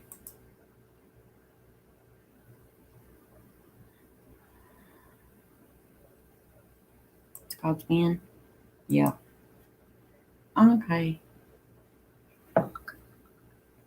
Oh, wow. All right, let me show you. You see that?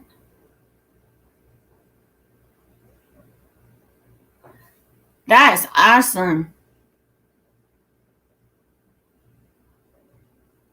It's the one on top of my dresser. Okay. Oops. Can you see that?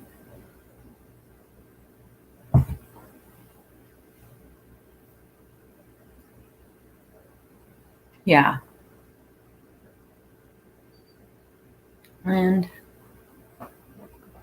there you go. It's cool. Why are you telling me to go, Mud Ride? You want me to, you in trouble. Scott's Bend, basically. Yeah. That's true. You telling me to go. Alright. Remember, I'm your aunt.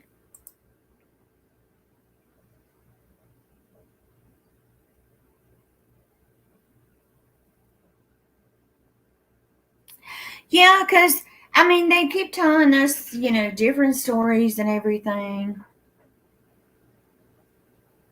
Okay, sweetie, love you.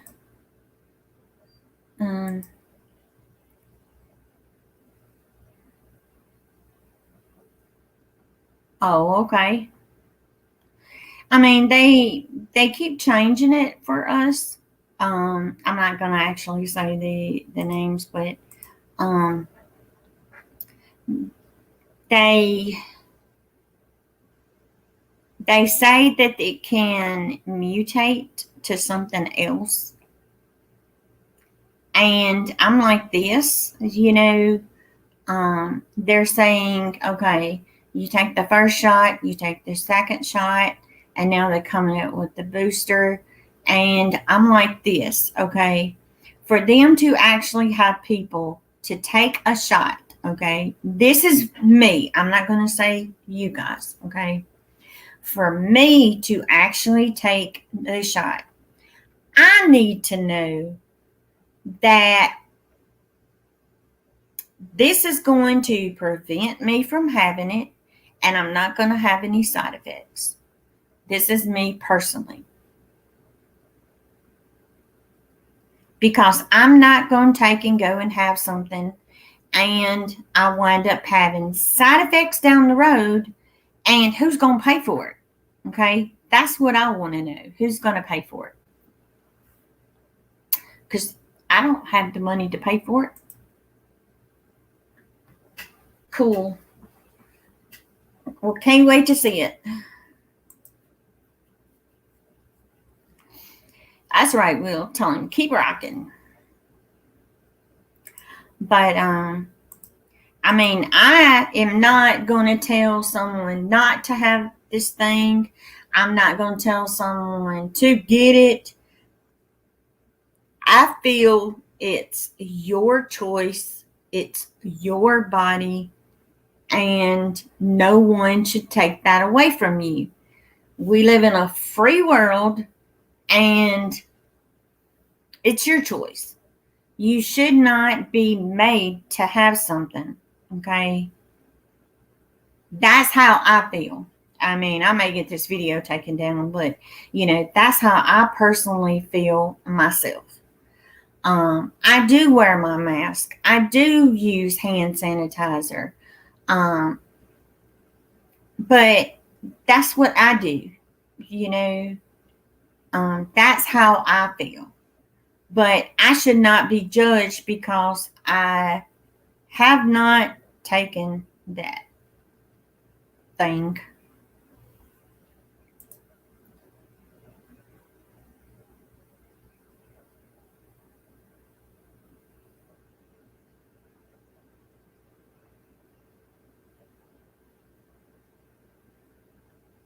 Yeah. Well, I don't plan on going anywhere. I I'm staying in Mississippi. It's not like as if I'm going anywhere, and I sure ain't getting on an airplane that I do not trust flying. I ain't going. I'm sorry, Will. Yeah. But, Will, I hope and pray that you don't have any side effects or any problems down the road. Because I can say this personally that my mom took the shots and she has had issues ever since she taken it. Okay.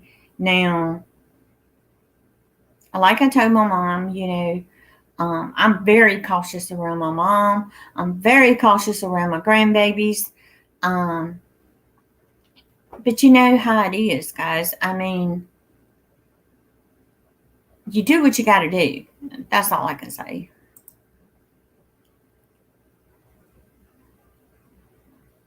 Yeah. Well, it's going to come to a point that you have to have that shot, well, jab, um, to even get anything from the grocery store, because that's what they're planning on next. You guys know that. Yeah. Because, I mean, my husband is diabetic. My mom is not, but my mom has had a lot of issues. And I can say um, that she didn't have these issues until she got it.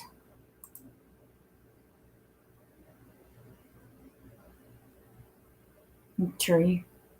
I mean, I understand there's lots and lots of people out there that have taken it, okay, taken the jab, and they have winded up with this thing.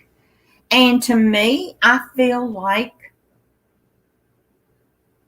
they're doing people wrong. That's how I feel. I mean, that's how I feel. I'm not telling anybody out there what to do.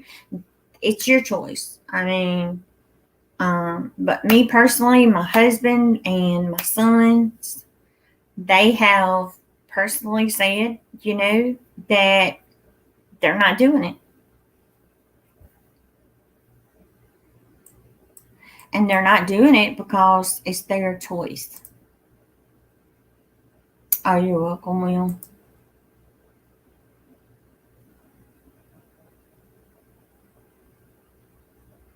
Yeah, I mean, now a lot of people, this is what I don't understand. There's a lot of people that are getting checked and they have sinus infection, they have bronchitis, or some of them may have the flu. Some people's had ear infections, strep throat, but they're wanting to say, oh, it is this. Um, they need to do more research, if you ask me. Yep.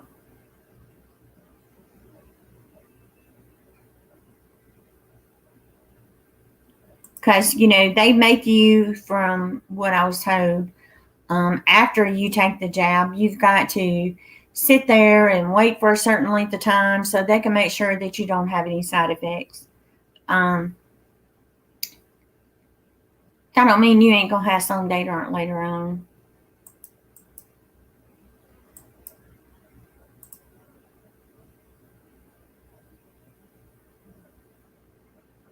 Yeah, I know. um, because I'm very cautious around my husband, okay, or anybody that comes in the house. We have hand sanitizer here at the door. They know not to touch hubby in any kind of way. They can sit on the couch, and when they leave, I spray the couch with the Lysol. I spray the handles with the Lysol. Not meaning anything, but to protect my husband, that's what I do. Yeah, I understand. There's a lot of people that work in the hospitals. They gonna have to do it, and I understand that a lot of them are saying it should be a choice, but I understand to a point, if that's your job. I understand that you have to have it. I know, and it kind of makes you wonder. what is really in this? Is this going to make you sick? Because a lot of people take these shots and jab, and they wind it up with it, and here, it's not mandatory for you to wear a mask into a store. You go into a store and you see a lot of people that don't wear them. I always wear my mask. I don't care. I'm wearing it because not only to protect myself, but to protect my husband, my son, my grandbabies, because I'm the one that has to go into the store. And I talked to my husband. I said, do I need to get this? And he said, no. He says, I do not want you to get it. Because he's scared I'm going to wind up sick. True.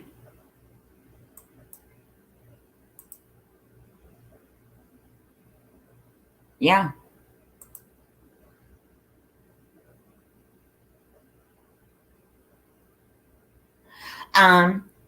Lawn dog, my husband is a diabetic, so I do understand where you're coming from. 100%.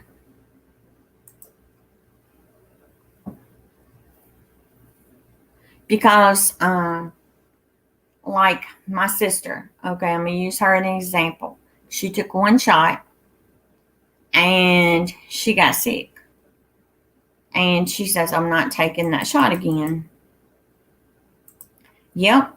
Our governor had it too. And his daughters had it. So basically, it's just making people think, why have it if you're going to get it?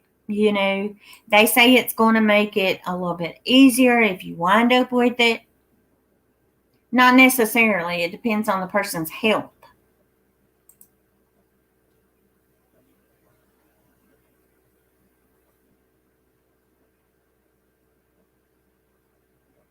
Oh, no. We praying for our lawn dog. Yeah. I mean, all we can do is, I'm going to be honest, is pray that this will be gone and we all make it through this. I mean, that's all we can do. I mean, I told my husband, I says, no one is promised tomorrow.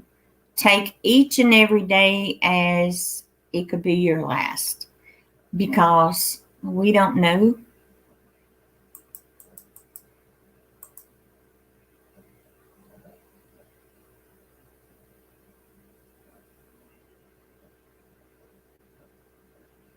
Yeah. Because they say that, it helps with the side effects some. So, I mean, it's not going to prevent. They don't plainly said that. Oh, I have. And on dog, I get mad sometimes because when you watch the news and they're saying, well, this person had it, this person had it. Yes, they had both shots. And it's just making the people out there realize that, what good is the shot? I mean, you're still going to wind up with it. Until they come up with a vaccine, a jab that is 100%, people are not going to take it. And Biden can kiss my rear end. Because I don't agree with nothing he's got going on.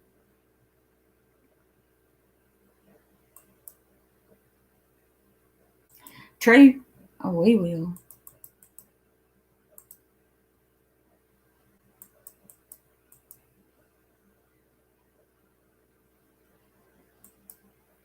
True.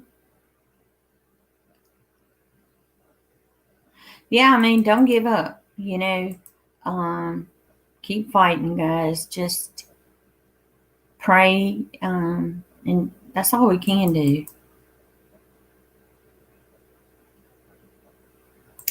I know.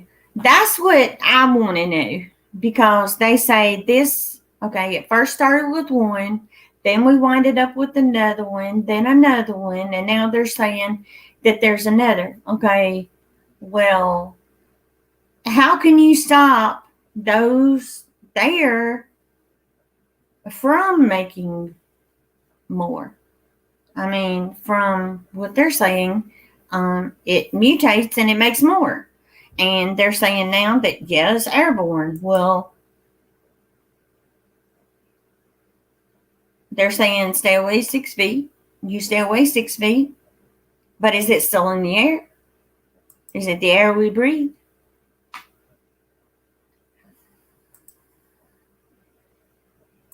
Yeah, true.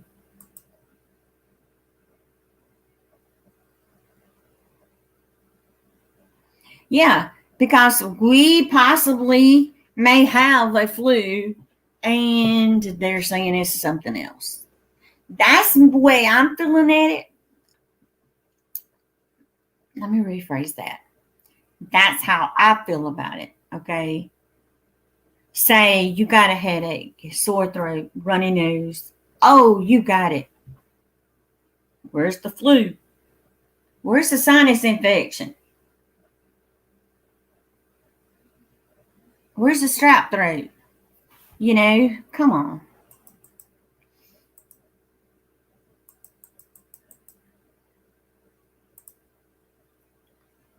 Yeah. I mean, a lot of people died from the flu.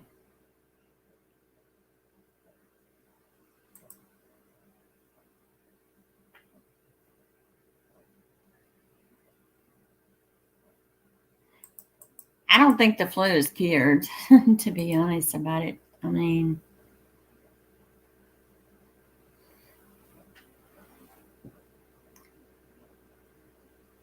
I'm sorry, Will. We're praying for you, brother. Um,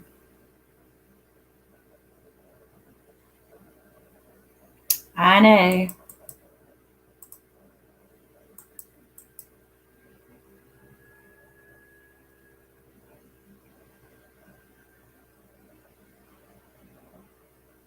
Yeah, I heard that too.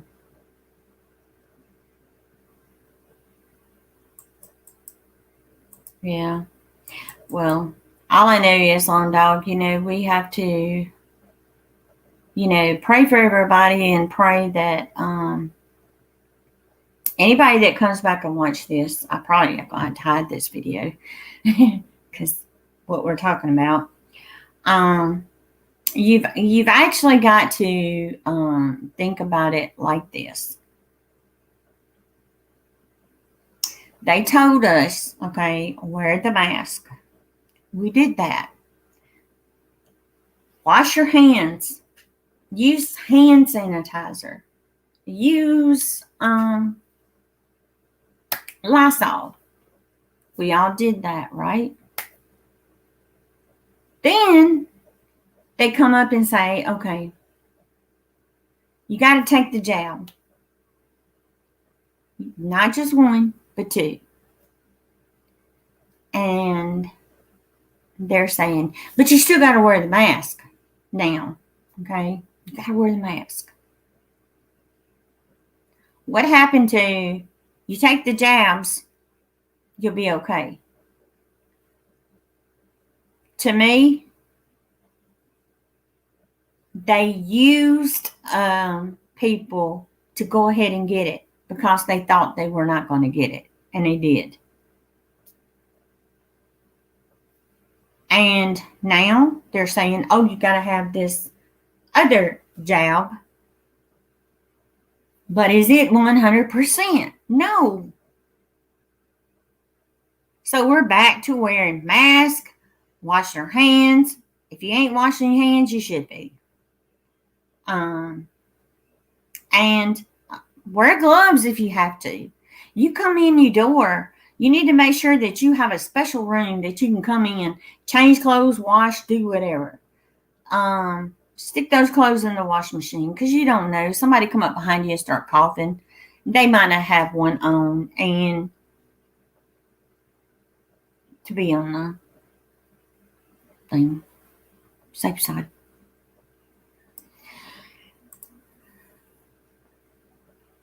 Yeah.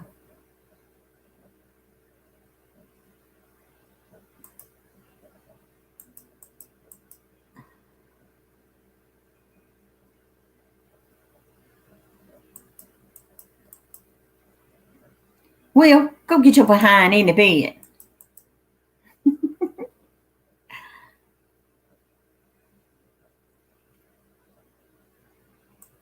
Yeah, I mean, this is what I don't understand, okay? They do not want you to talk about it.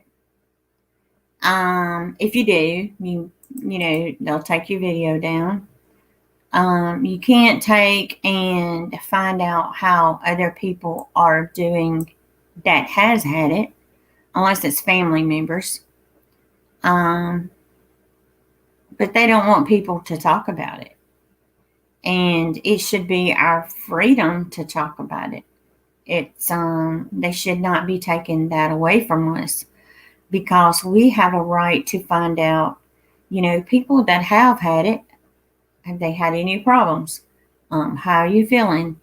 That's our right as Americans to find out and see um, how other people are doing, you know? Hmm.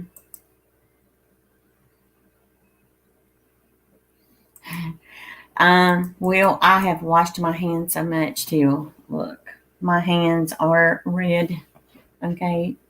Real red.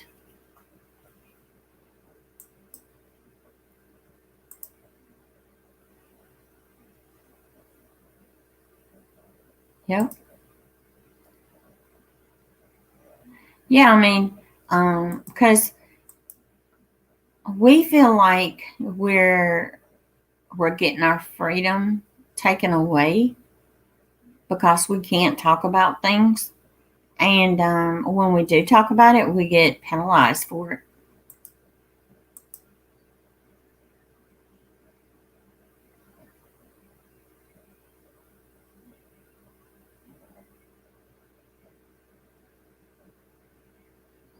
Yeah, that's true.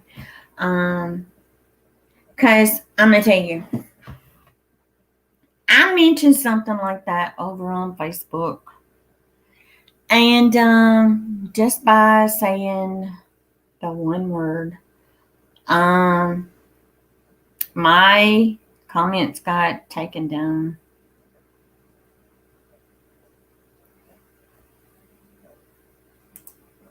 You're with your dad, right?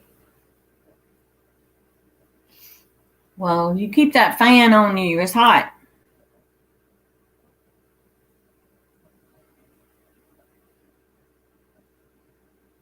I know you'd be glad to get home because you have AC and everywhere. Okay, Will, I love you. Yeah, that's true. I mean, we're like this, okay? We didn't make it, and we have a right to know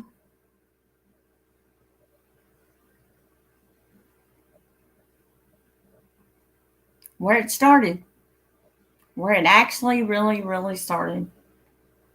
Um, and I feel personally, myself, that they should have to pay for everyone that has passed away because of this. But I'm also blaming the president because he did not shut down airlines and crap, from going to other states. Why didn't he do an automatic shutdown? He knew about this stuff way before it started spreading like it did. Okay. It should have been a total shutdown. And why didn't they say, people go home until we can find out what this is, how we can cure it, because we need something done. Okay. But they're not, they don't care. Um,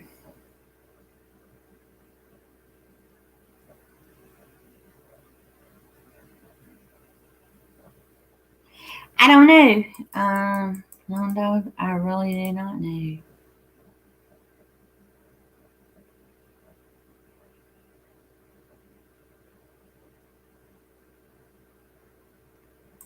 Um, you'd be glad to get home. Whenever he get an air conditioner, I'll be fine. But I'm just using a fan for now. I'm sorry, sweetie. I know. That's what I'm thinking. Um, to me personally, I'm not going to. This is me, my opinion, my free speech. Okay, let me make that clear.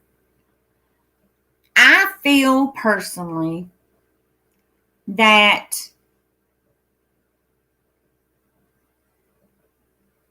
they're doing this because it's all about control. They want to control you. They want to control what goes on here. And they want you to obey what they want. And me personally, I feel that our freedom is being taken away from us. It should be our choice what goes into our body. This is our body. And I feel like it should be my choice. I'm not going to take and get on here and tell people, oh, go do this, oh, go do that to protect your loved ones. I'm like this. There is no proof in the jab that it's really worth doing because we are seeing on TV, we are seeing everywhere the media is. It can be on the radio, whatever. We actually see where people have taken the jab and they are sick. And a lot of people out there refuse to take and have it because we're actually seeing this on the news. Why take and have something if it's not going to cure this? I pray every single day that this just goes away, that God will take it away. But I look at it like this.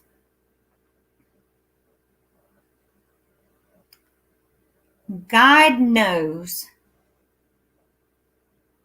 that a lot of innocent people are losing their lives, okay? And it's not their fault.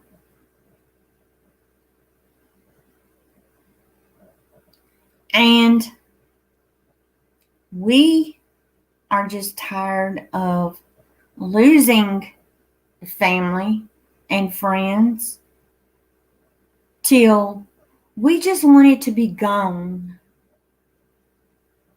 I mean, there's too much heartache going on in the world.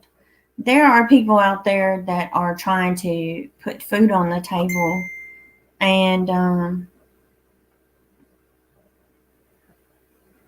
it's hard. You know, we all have a choice at what we put into our bodies. That's like if we go to the grocery store and we buy something that says it's organic, we're expecting that to be organic. And if it's not, it's wrong. It's the same way as you take the jab. They plainly told us that this would heal people, keep you from getting this, keep you from getting it. And now they're saying it just makes it a little bit easier on your body if you get it.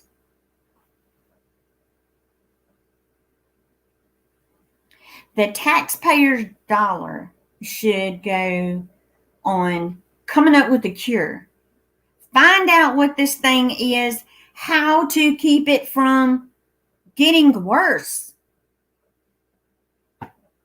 That's how I feel. I get so mad when I cut the TV on and I see the death rate is steady going, and it's spreading continuously. And you're wondering, how is it still spreading if people are doing what they're supposed to be doing? I mean, I know here we've got a governor that, he's not too good. He probably ain't gonna like me if somebody ever shows it to him, but he plainly told people, you vaccinated, you don't have to have a mask. He's not going to mandate mask. I'm like this. You made a mistake by telling people not to wear a mask. Now, look at the people that have gotten sick and passed away.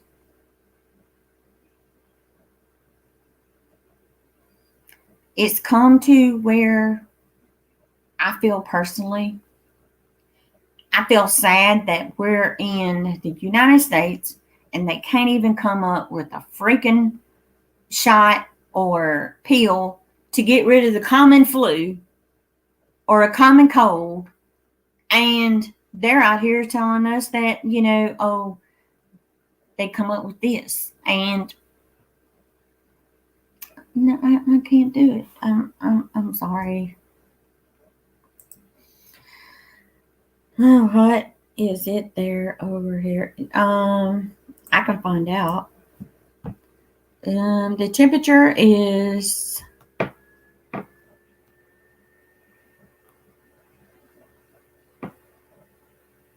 hold on. Beep, beep, beep, beep, beep. You guys, I don't mean to get on here and, kind of rant or anything. We're at 79 right now, and it feels like 92. So, see, we're still hot. Yeah. And I don't mean to get on here, guys, and complain or telling you guys what to do, because I'm not a doctor, but anybody with common sense watches the news and, listens. It makes you feel, Yeah.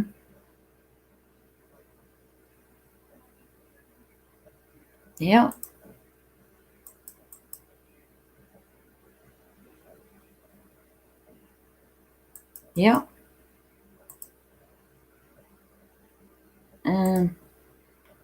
Hello?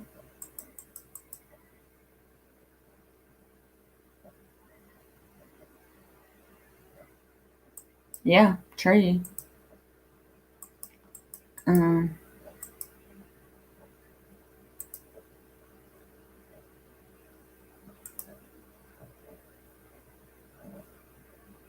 Okay, yeah, we need to call it a night. Okay, Barnyard, I love you, girl. I appreciate you guys coming on and chit-chatting with me. And just know, guys, that just take care of yourselves. Don't let somebody tell you what you got to do. It's your body. It's your choice. And I pray for each and every one of you guys. And I just want you guys to know that I enjoy coming in here and chatting with you guys and getting to check on you and make sure you're okay, because I worry about all of you.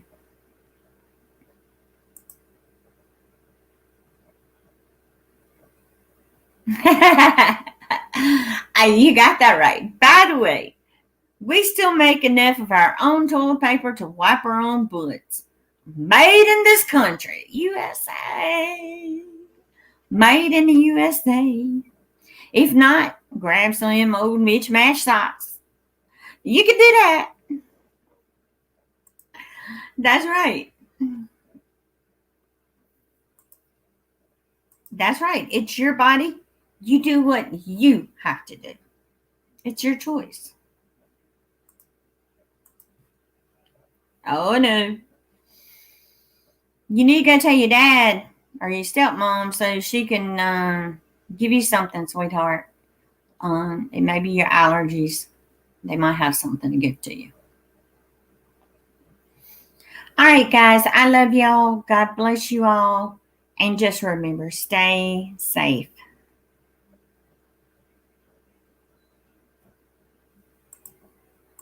Stay safe. Wash your hands. Hand sanitizer. Wear that mask. And you'll be okay. And keep praying. Always keep prayer in there. Because you never know. One day God may say, okay, we done suffered enough. We done messed up down here. And he takes it away. Yep. Soap and water. You got that right. And make sure you do it a little bit longer than you usually do. Because you want to make sure you get them hands and nails and everything else. And if you have to, wear gloves. Wear them rubber gloves. It's not going to kill you.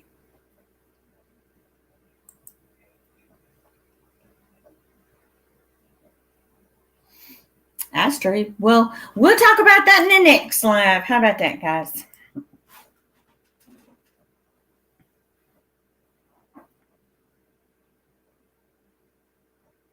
Yeah, I mean, everybody's made bad choices in their life, and, we all have to pay for our own mistakes.